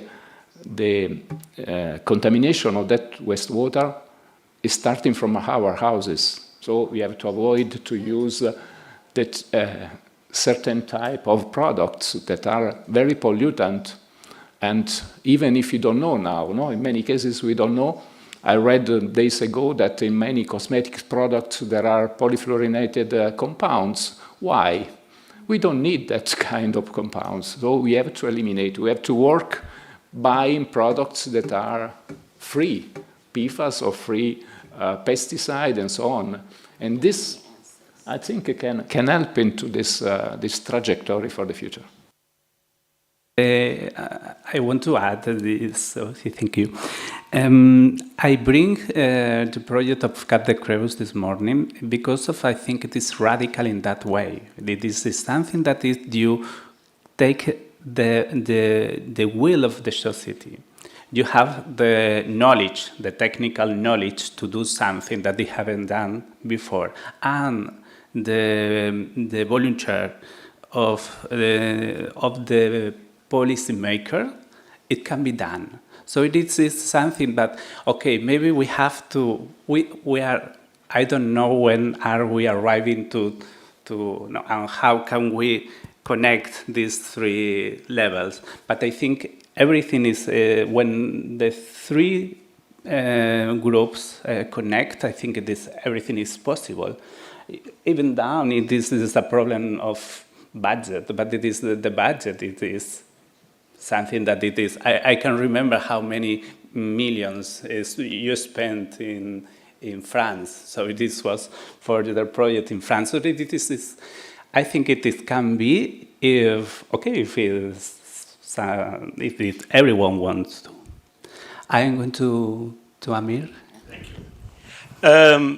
I want to answer your question, and I think a bunch of intellectuals in this room with all this experience should come up with a way of thinking to address your question. And I'm optimistic as well, but I think we need more than optimism. We need proper and critical diagnosis to the problem so we're able to direct ourselves to resolve it. And we will not be able to do that before we actually know what is the problem. Raising awareness and education is one component, as Jala mentioned, but it's not the only component in my view. There is political will, there is budget, there is government system. And luckily, we have here on this table, conceptualize with me 4 levels of government: international, UNESCO, FAO, UNEP, UNDP, UN Habitat, name it. Then nationwide government, like prime ministers and ministers for environment or tourism or agriculture. Then the city mayor or the region, and then the local village mayor. And if I ask you, answering his first question, if we are going to give 100 million euros to one of the 4 levels to do and protect the landscape, where would you put this investment? And where and in what sector? So the minister might, for example, say, no, my team knows all about the environment. I don't want awareness. I want implementing infrastructure. Or the real estate sector is trying to encroachment because of investment on sensitive environmental sensitive lands or national parks. I've worked a lot with the international USAID and the World Bank and the Aga Khan extensively. And I also did monitoring and evaluation of projects after they finish. And they were not successful, not because of lack of awareness or people don't know what they're doing. Because the design of the project did not address the right governor level. And in my recent book, I addressed that across not all the Mediterranean countries, but half of them, maybe half of the Mediterranean countries. So the answer to his first question is not unified across Tunisia and Libya and Egypt and Italy and France. Every government system and government structure will make a completely different decision about where to put their efforts and where to put these 100 million euros. Because in some contexts, in the national park context of Egypt, $60 million over 4 years, $60 million in 4 years, did not move the country 1 inch. Because they were spent into a mismatching government structure. And that, I want to go if that's intentional or not. I think it's not, because it needs a lot of intellectual... How are you optimistic? No, I'm optimistic because I saw a lot of solution today in this group. And I also saw they are very genuine. And I see that if we ask the right question, we'll be able to walk out of the room or this workshop or the next one, because we have very diverse and very intellectual mind and very experienced people. If we here include from the minister level, who I just met 5 minutes ago, to the youngest one of us, we have the capacity to do that, and it will happen only when we ask the right question and try to answer that. Thank you so much. Thank you, Amir. I want to give the opportunity to Cristina. You know, it's the last question, the last commentary, or maybe it has some response, but... Ok. Dunque, innanzitutto, vabbè, grazie per la bellissima giornata. Io sono ottimista, guardando la nostra giovane collega, perché dal punto di vista tecnico sappiamo molto bene, noi paesaggisti, ma molti dei nostri colleghi, perché lavoriamo sempre in gruppi interdisciplinari, su come affrontare il tema dell'adattamento al cambiamento climatico, non la soluzione, l'adattamento. Ci dobbiamo adattare, chiaramente ci devono essere le occasioni per realizzare queste cose, che forse è quello che tu chiedevi, ma ci sono esempi, oggi si è parlato più in maniera più teorica, però ci sono esempi, ma comunque si può approfondire, siamo qui come rete proprio per parlare di questo, per Confambiente, che non si occupa in particolare di questa cosa di cui chiedo, però che probabilmente ha la percezione di quello che sta succedendo nel nostro paese, cioè mi riferisco al fatto che si è parlato spesso di budget, per cui per fare le cose ci vuole il budget, ma il budget io credo che ci sia, io credo che a scala europea ci siano molti finanziamenti per l'ambiente e per il paesaggio, forse noi in Italia non siamo molto bravi a gestirlo, ma altri paesi tipo la Spagna o altri paesi qui presenti sono molto più bravi di noi a gestire i fondi europei, e sappiamo che è stata l'anno scorso approvata New Restoration Law, con tanta fatica, con il no italiano, però che comunque sia stata superata. Vorrei capire se sapete dirci qualcosa di come sta andando avanti questa legge, perché dobbiamo guardare al futuro, di futuro anche delle nostre città. Per cui approfitterei delle presenze, poi so che Angelo Martinelli non si sta occupando direttamente di questo, ma magari al sentore di quello che si sta facendo, una legge importante che è stata faticosamente approvata e su cui forse dobbiamo mirare affinché vada avanti. Grazie. Grazie. Grazie a tutti. Non so se... ok, first. Sorry. It's the final countdown here with the nature, as you know. Yeah, everything, as I said, goes a bit slowly. Regarding the law, what we did, and probably we've been talking about, in order to be voted in June, as IFLA Europe wrote a statement. We collaborated with the Architects Council of Europe to write a letter, and gladly we were in the good occasion that it has been approved. After that, it needs awareness, I could say. Some countries, as I know probably, because they try to adjust, because as I said, this law is general, but when it comes to the country specificities, there is a lot of work to be done. So I think, okay, they have put it a target for 2026 and to start working with that, but we do not know yet as IFLA Europe what's happening in every country, but it's really a good target to start doing and working as a survey. But what I see from having little familiar, being very few, I mean, there are a few months now with the law, I see that there is a lot of perspective for landscape architects really to deal with that, starting with a national level. This is why I'm urging the National Association and the members to get into contact with their ministry and look in which progress they are with it. Okay, so I'm closing because we have to go out. So thank you very much to everyone. Grazie mille. And now we have 2 advices. Yeah, we can go down. Yes, please. Can we have a joint photo outside? Sorry. Yes. Thank you so much.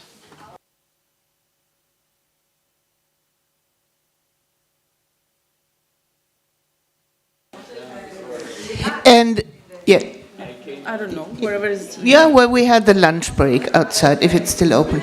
And second, please listen to,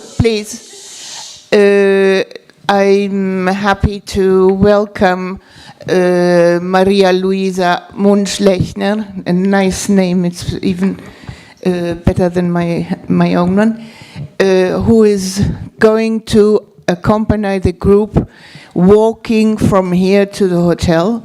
She is a former superintendent of archaeology, fine arts, and landscape, and she has made a tour that will show us, the water in Rome from ancient time, where the water has been lost, essentially. From Maria Luisa, if I get it wrong, please correct it. She will take us through 2 parks here, and then, in the direction of the hotel. We start right after our group photo. We start right from the exit of this building. Thank you very much. And thank you very much, Maria Luisa, for this very generous contribution. She has even written a piece, of information you can all share. So thank you very much.